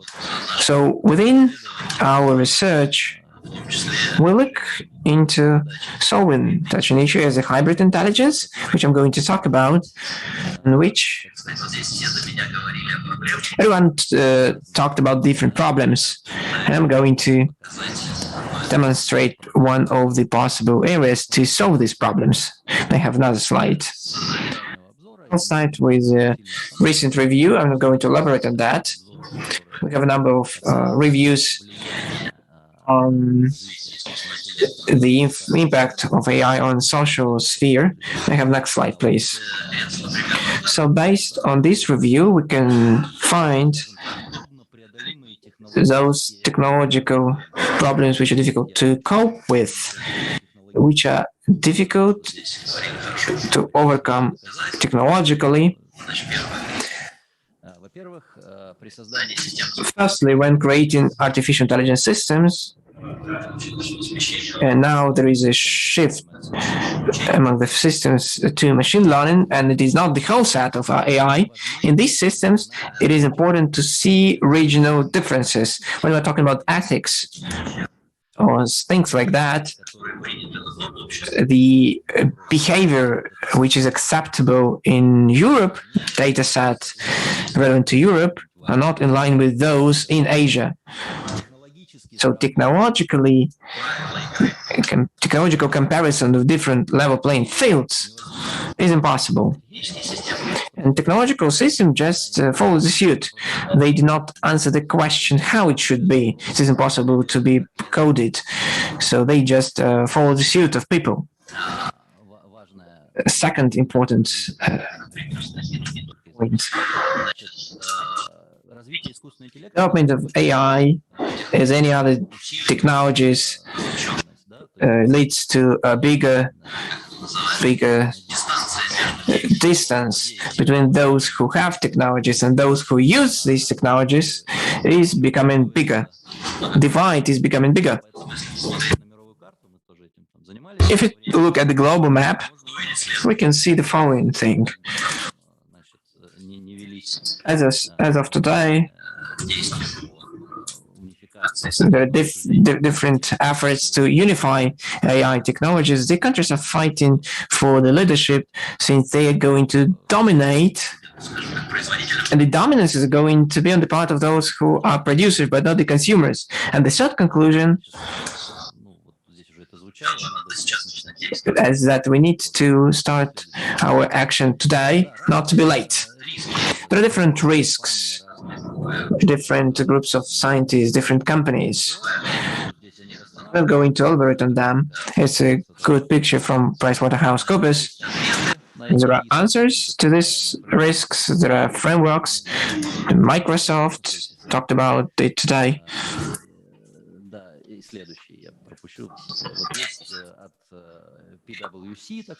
There is a PwC framework, which is trying to arrange the whole set of work on AI to be more responsible. Google has the same conceptual framework on responsible AI. This is all state of the art. Make up next slide, please. This is a kind of agenda we've been discussing within our institute, the key objectives which should be solved within the next decade on AI development, which should be looked at. Among them, there is a very important point of you to pay attention to. Artificial intelligence is not the tool. We cannot rely on AI or develop AI in case of just engineering tools. Unfortunately, there is a story behind that the tool does not solve the problem. The tool developed and given to people who cannot use this tool is useless or cannot be controlled.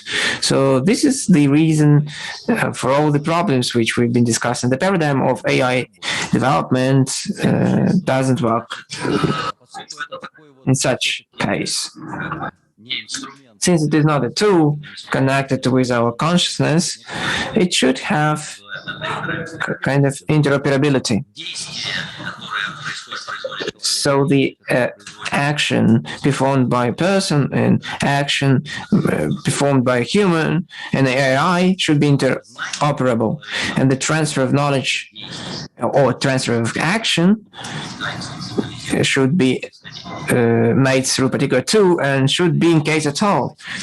So to explain this interoperability is a very important point. I'm not going to go deep into science.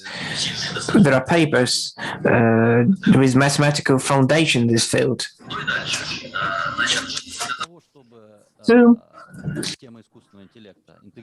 integrate these AI systems in the society, we need to have a particular co-evolution of people and machines. Even if we create AI of a very high level surpassing the human's development, the human will not be able to use it, so it might be useless or even dangerous. So only co-evolution might be the case that the human will degrade, not be useless at all. This is one of our areas of research. We have a hypothesis which we've been working on a year and a half. It is not new one. So the first idea on that the human intelligence and artificial intelligence should co-evaluate was named by Douglas Engelbart in 1960s. Because the level of technologies was quite low, even though he worked out the concept of such a development, only today we can understand what we need to take in terms of our action. So why do we need higher level of intelligence? To solve the tasks which cannot be solved by a human, the pandemic, climate change, when a group of people using particular tools cannot solve. We need to have this level of intelligence. It's one of the ideas that we have been working out and developing. This is co-evaluating hybrid intelligence, which is going to be my last slide. I'd like to point out the following thing. To develop such intelligence, it is necessary for the following processes to be fast.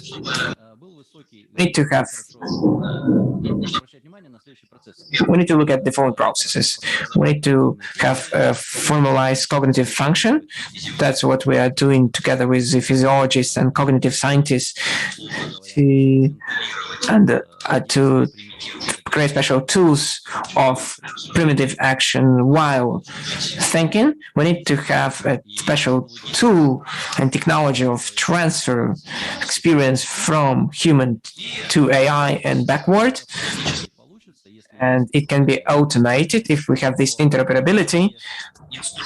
We need to have this automated installation of these tools in segregation of duties, since the people who are to develop them are going to use them thanks to their position.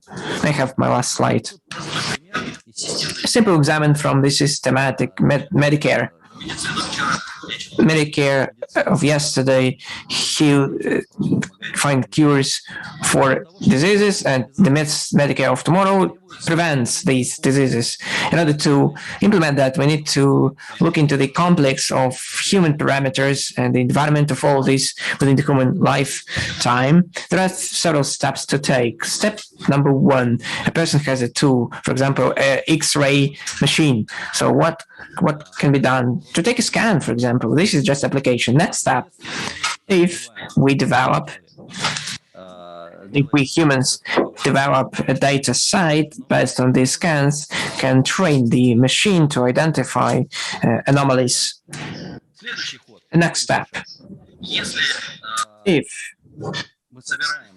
we put together this trained X-ray machine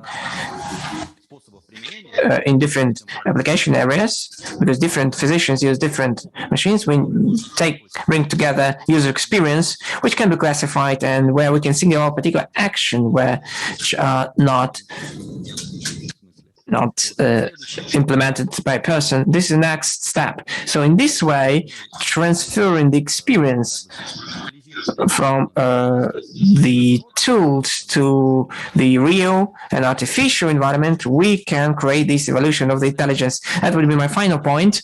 The only thing I'd like to mention at the end of my presentation, from our perspective, about my institute, the development, I'd like to emphasize that the development of intelligence as a separate black box, even being artificial, is a kind of useless task.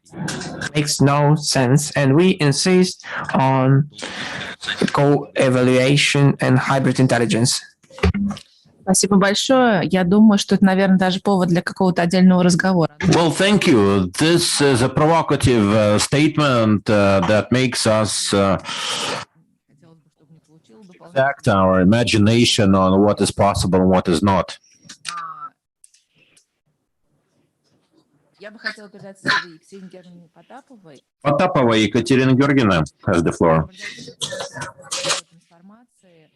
Head of Research and Analytics, Education Center for Digital Transformation. We hope to hear from her presentation about her line of research. Thank you. Thank you so much for the opportunity to speak at this workshop. I'm happy to be among peers, peer experts, distinguished experts. I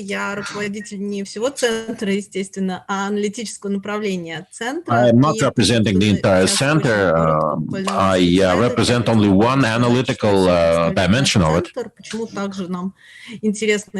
тема искусственного интеллекта и, в частности, We are этики very much искусственного interested in интеллекта. Ну, artificial это там intelligence. наш очень скромный небольшой вклад в эту тему. We are still Центр занимается подготовкой starters and руководителей newcomers in и this field. цифровой трансформации. Соответственно, это госслужащие, чиновники, We которые work in сейчас the ecology of представляют собой вот public эту там новую services, должность, bureaucracies. РЦТ, руководитель цифровой трансформации, который сейчас представляет так называемый цифровой спецназ. The focal Это point for this сотрудники is и the федеральных so-called органов, и в регионах, special которые отвечают operation, за цифровую special digital трансформацию force, регионов и quote unquote, for digitalizing our И bureaucracy. помимо того, что мы занимаемся их обучением, мы считаем, что очень Our job важно is to создавать для train них какую-то такую среду, civil services, в которой они могут servants, развиваться, public и officials. делать, давать им возможность Our принимать next job какие-то is to решения, create an ecology и в for том them to числе live и in and to этические, operate когда in.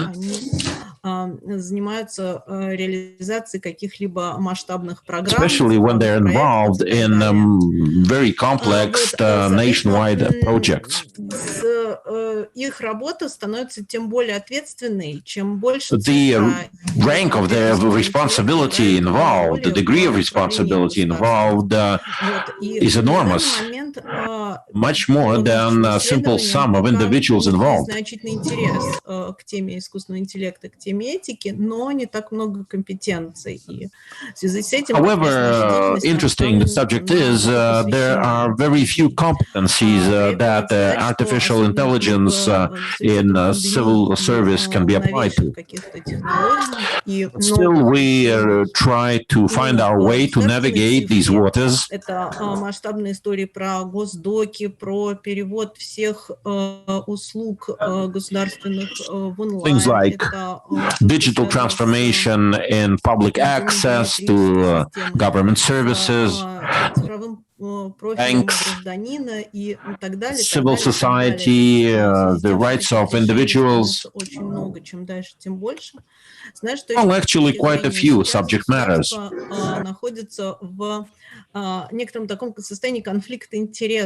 In a way, there is a permanent conflict of interest present in this ecosystem between individual interests of civil officials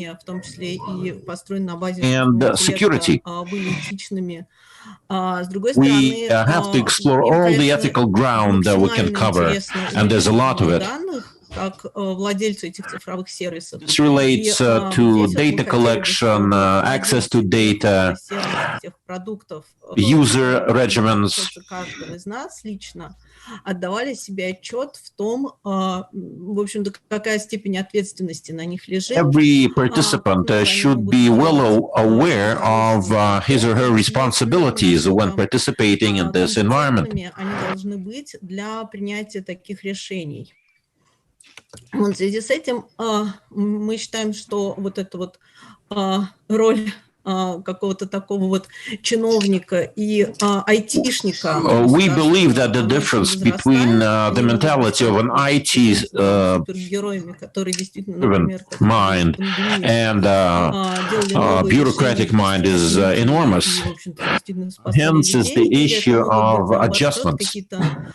Услуги и решения необдуманные, в общем-то, не заточенные под пользователя, не учитывающие вопросы should be our focus should be the decisions taken by public officials that are not well targeted towards public needs, to identify mistakes and miscalculations.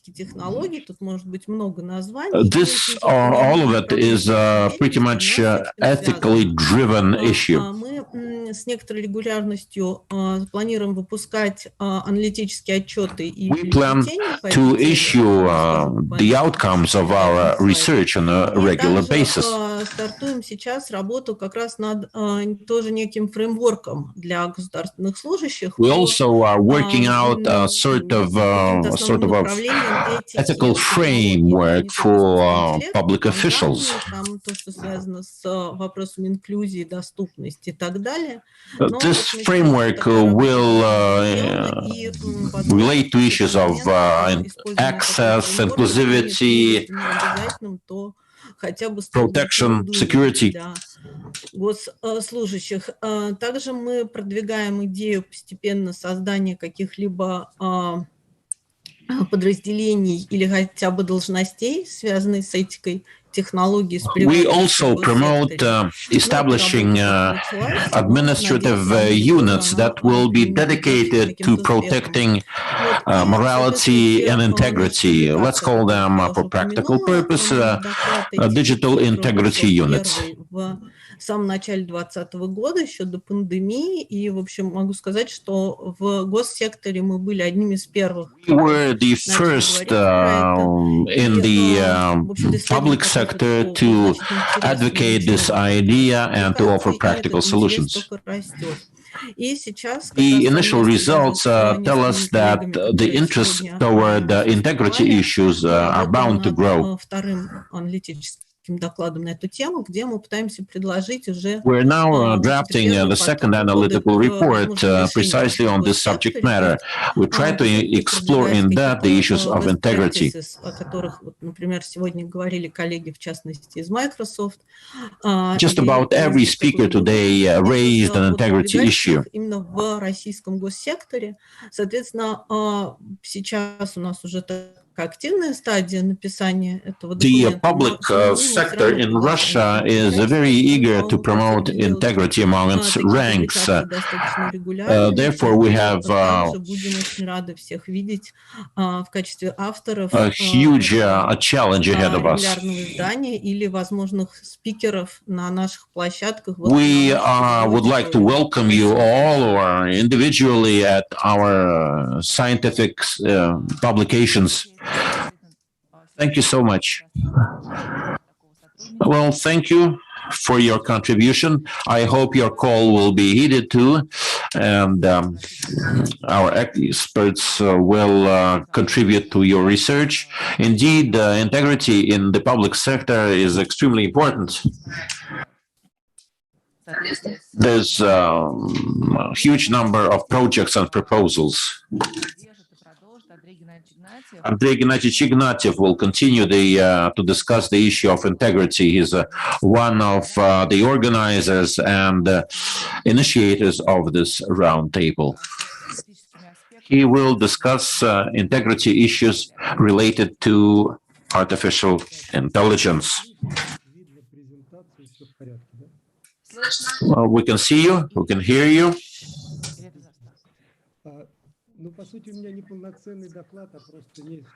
This is just a brief, it's not a presentation in a true sense. Just a few concepts and ideas. Why do we raise this issue of ethics or integrity? What's so important about it? In a time of robots and mechanical applications and remote education, why is the interest toward integrity?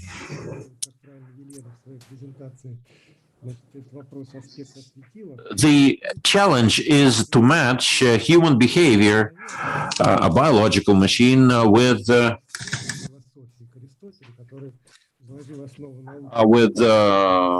applications driven by digital solutions. Our community in this world is split into biological and digital. Without solving one side of the issue, we cannot expect a solution in another. Now we have a number of different interesting terms. Democratic AI is becoming our new normal. Then we need to have a communist AI in China. So there is a number of terms like that, like digital economy and digital ethics. So we're striving to use AI without understanding who we are and what is our future objective in the area of development. One of the examples, as Stoics saw their doctrine as the backbone of their philosophical idea, philosophical thought, the ethics was in the center of the eye. So the core was the physical world, and the logic was the cover of this core. So they thought about the global issues of our environment, and we try to find these terms. And the main thing is to move the market. Moving the market is not the objective of the humanity. There are more global values. So we can say different international platforms, we see the development of principles of the AI. One of the principles is the well-being. In Russian, it is let's try to understand what well-being is. To get the well-being, the major objective is to get this well-being, is to achieve this well-being. We need to think about that. Of course, we need to save our planet. We need to fight poverty, but this is not probably the higher goal. The higher goal is to live in self-understanding, in a spiritual development landscape. But we're not talking about that philosophers are long ahead, but nobody listens to them. So, talking about the ethics in AI development, in English, it has asymmetric meaning AI ethics, since it doesn't exist. There is ethics in the field of AI. So there is a definition of Turing Institute, but we need to mention that I can use the moral behavior of a person, moral behavior of a human. The ethics is one of the elements of trust, social responsibility, and so on and so forth. I cannot switch to my next slide.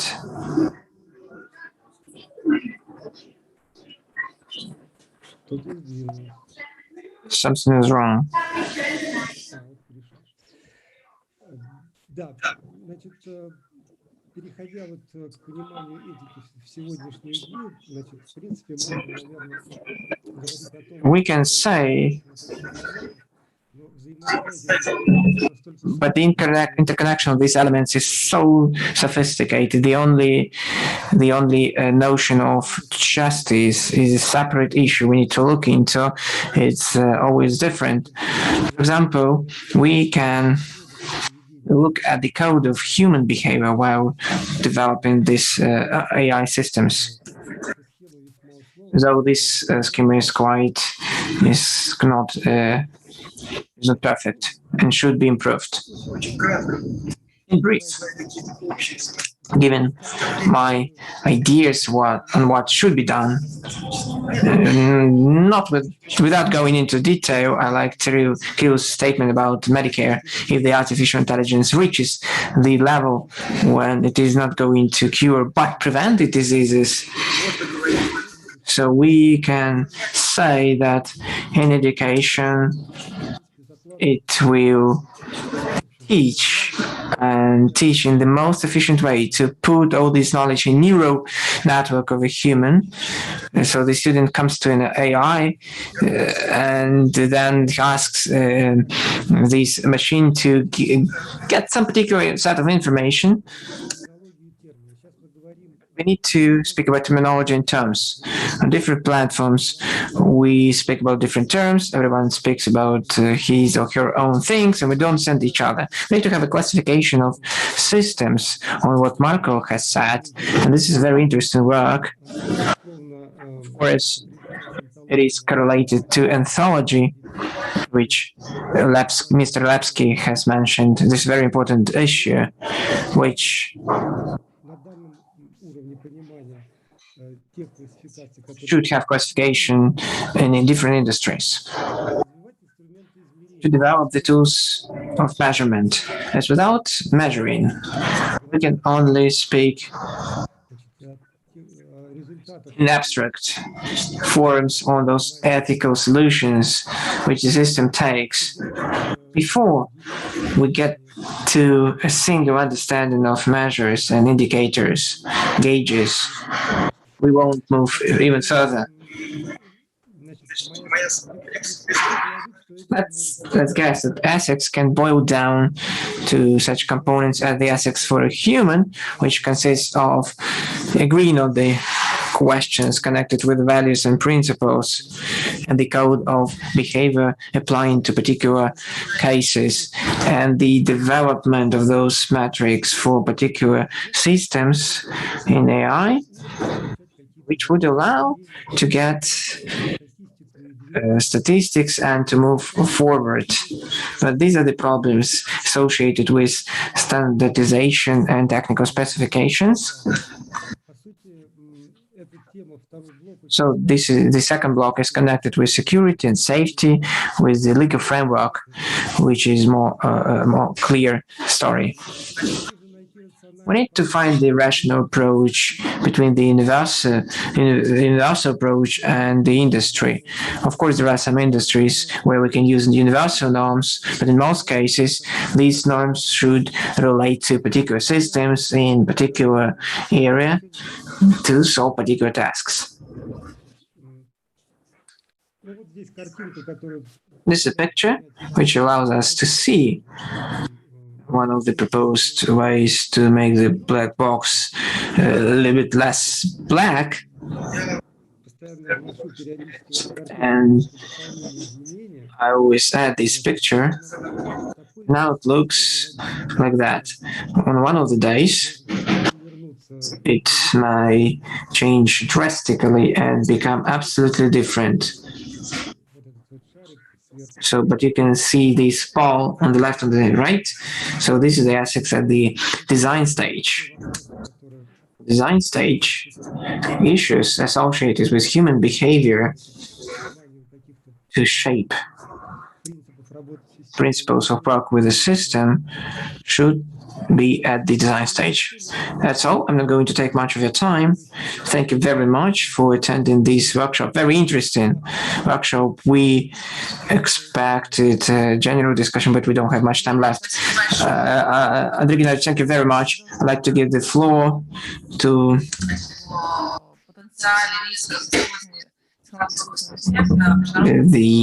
Yuri Svetkov, the use of AI technology in international information environment. He's the expert on international regulation of artificial intelligence and end-to-end technologies, COTEC. Good day, dear colleagues. Thank you for the opportunity to take part in your roundtable to add up to very interesting presentations before and give my own observations. The key statement which I'd like to share and which is going to be the basis of my presentation. AI is an integral part of digitalization of our society, which is going on in all the spheres of our life. And this is a tool which boosts the digitalization and makes it move faster. It can be seen in the global net, in the global web, is the source in the platform to communicate. These AI elements are embedded in these traditional conventional services, social networks, search engines, marketplaces, news feeds. AI has expanded toolkit of ICTs impacting people, shaping different behavioral patterns, have an impact on people's life and process of decision making. This is the reality and which we need to comprehend.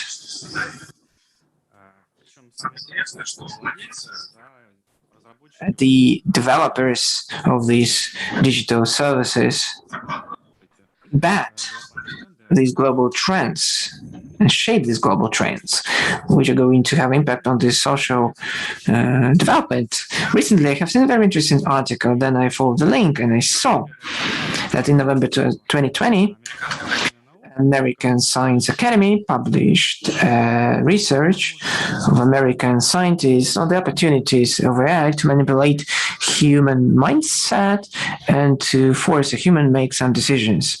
In lab, there was a simulation AI capabilities to force a human to a particular choice.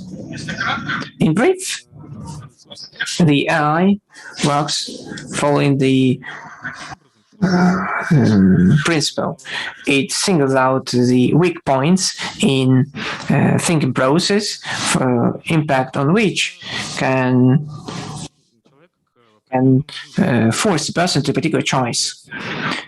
According to American specialists, the efficiency of the current technology to impact humans' consciousness is about 70%. This is a big number. And the most important thing that the tested person under the impact of AI doesn't understand that there is a manipulation. So this decision he makes is taken as his own based on a free will approach. We need to mention that all the digital platforms to a particular extent use this algorithm of AI, forcing people to a particular choice. Let's take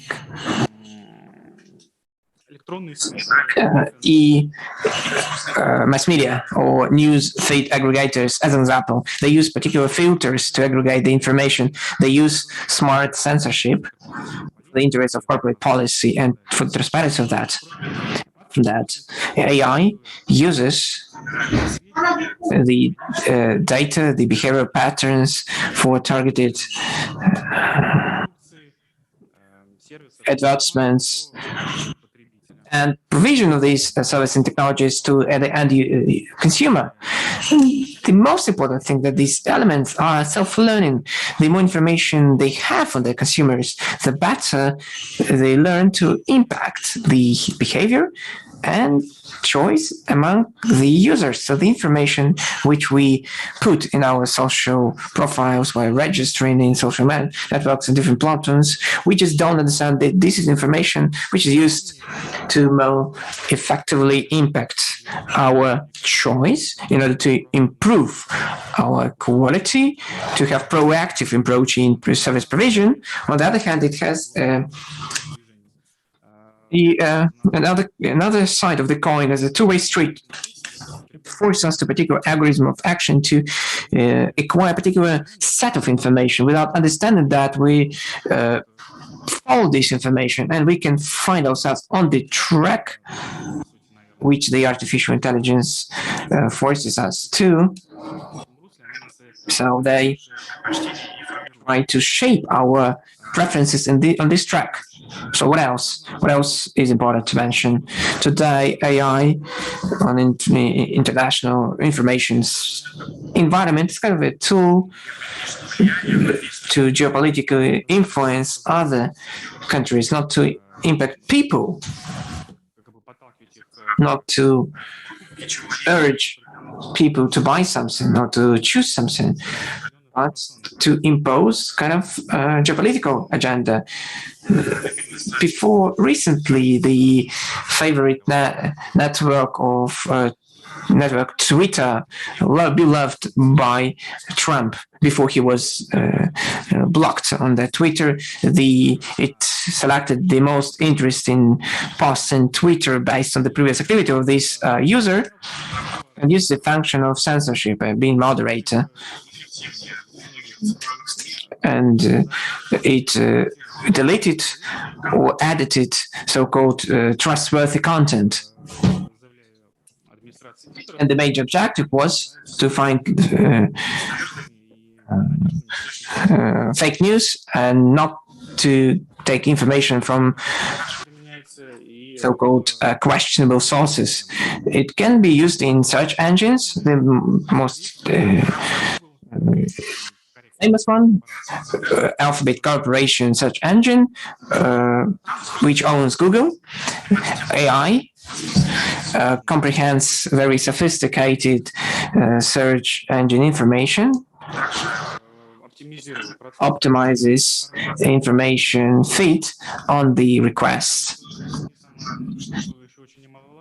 And what is important to mention, starting 2017, the Google Corporation said that their search engine deals with the ranking of info content. So the corporation doesn't want to undertake the function of open censorship and doesn't want to delete the information if this information can be considered as a fake information, but it has the right to reduce the access to this information. Otherwise, if the user puts in a particular request in the search engine, so the different bloggers, sources for information, media, magazines labeled the company as non-reliable, can be on the 15 or the 16 pages of the search. So most people will not be able to find that. As according to statistics, the search is finished after 2 pages of look-through.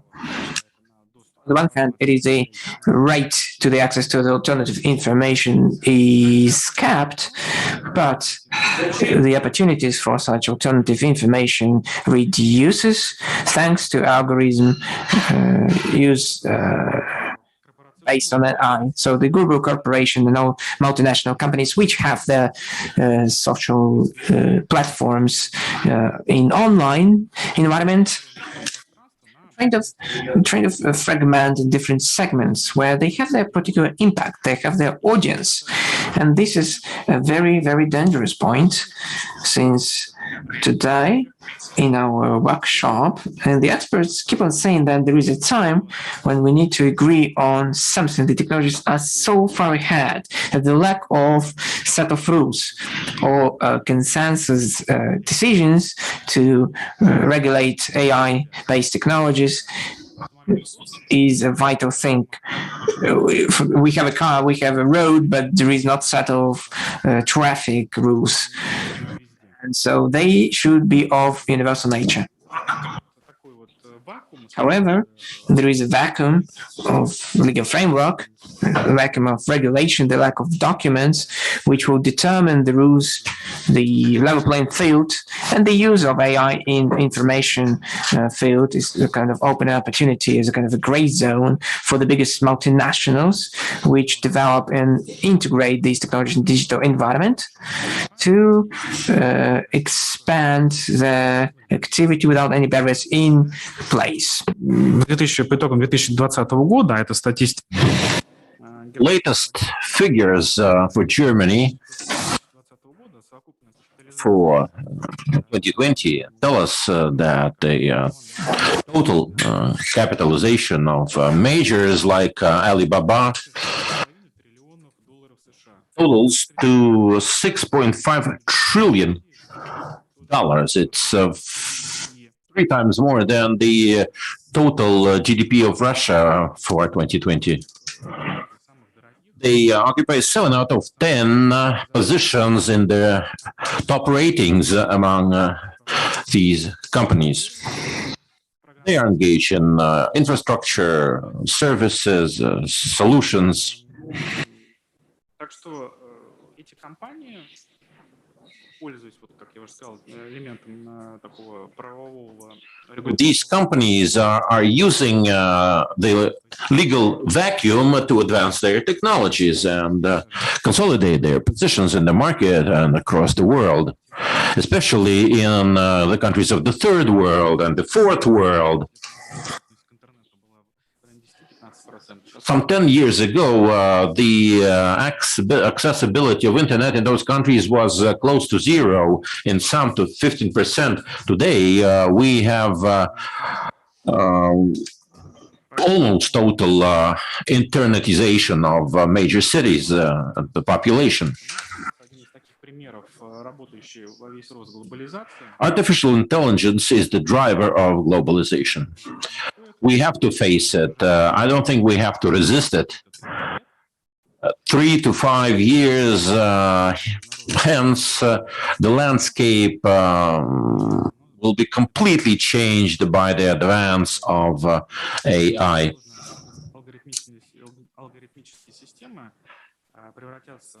complicated algorithmical systems will be dominant in the world and become an element and a tool of a big power competition. This competition will engage countries that were otherwise considered underdeveloped. So we're in for very interesting times, and the expert community is challenged to come up with sensible rules. Hopefully, we have not passed the critical point in time to do that. And hopefully, the rule-making stage will be finished very soon, and we'll have a happy ending.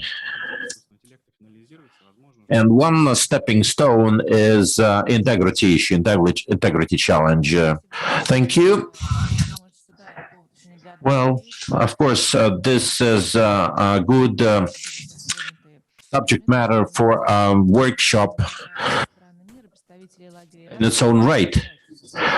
All countries are engaged, developed and underdeveloped alike.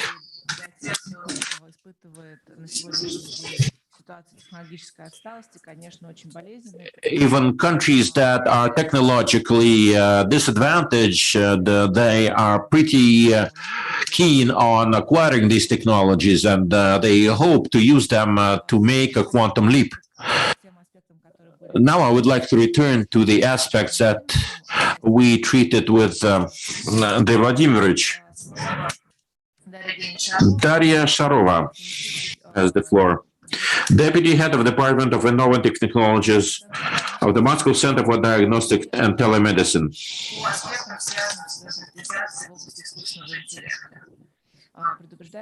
Her subject matter is the standardization of artificial intelligence. Please be brief, because we have to vacate the room. I'll be brief. I am the scientific secretary for artificial intelligence, diagnostic and telemedicine. Andrei already told you about the experiment his team is involved in.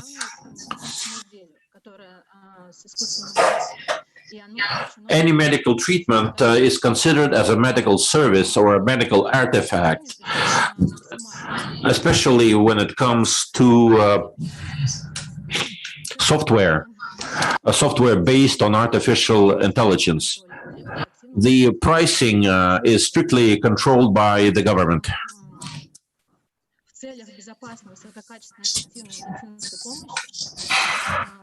This is so because the government is concerned about keeping the quality of medical services at a high level.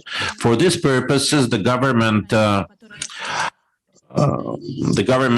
is designing a national standard of quality medical service, and our committee was mandated to draft the standard. The same can be said about international effort on standardization.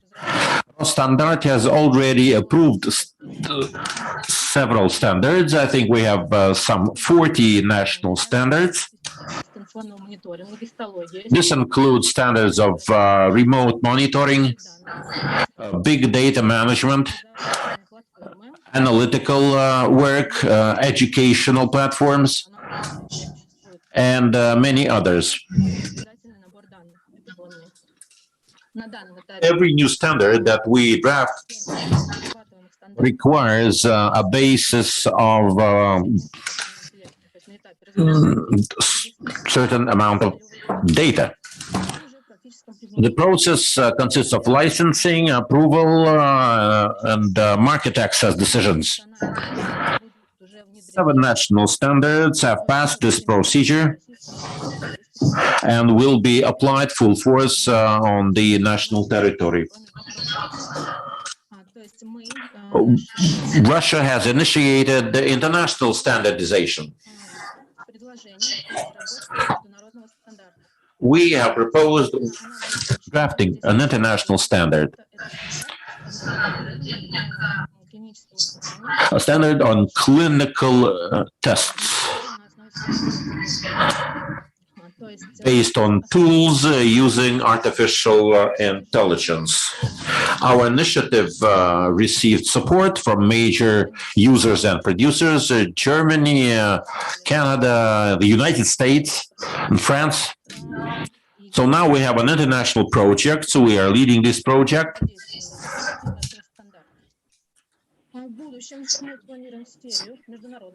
In the future, we're looking forward to a whole series of international standards that will be in line with our national Russian standards.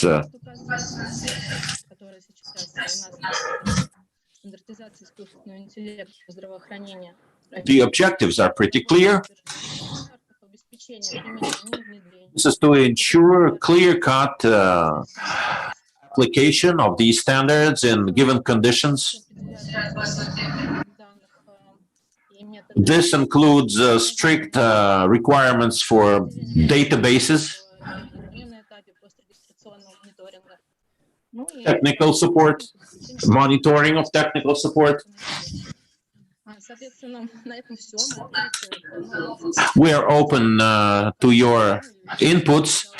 We would welcome new experts. Thank you. Thank you. Indeed, standardization is extremely important. Standard in itself is a motive, is a driver of AI development, especially given its broad expansion. I believe we have to wind up our roundtable. I want to thank you all for your contributions.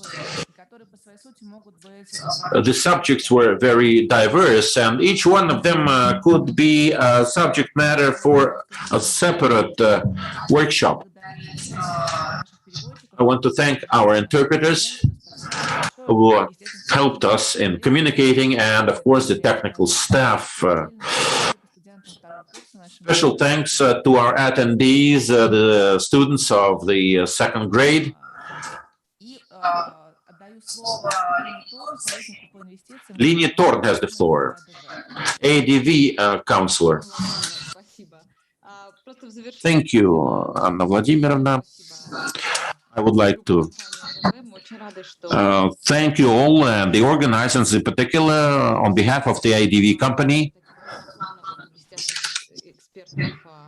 Such meetings with such illustrious experts is very useful, very enriching. I'm looking forward to more meetings like this.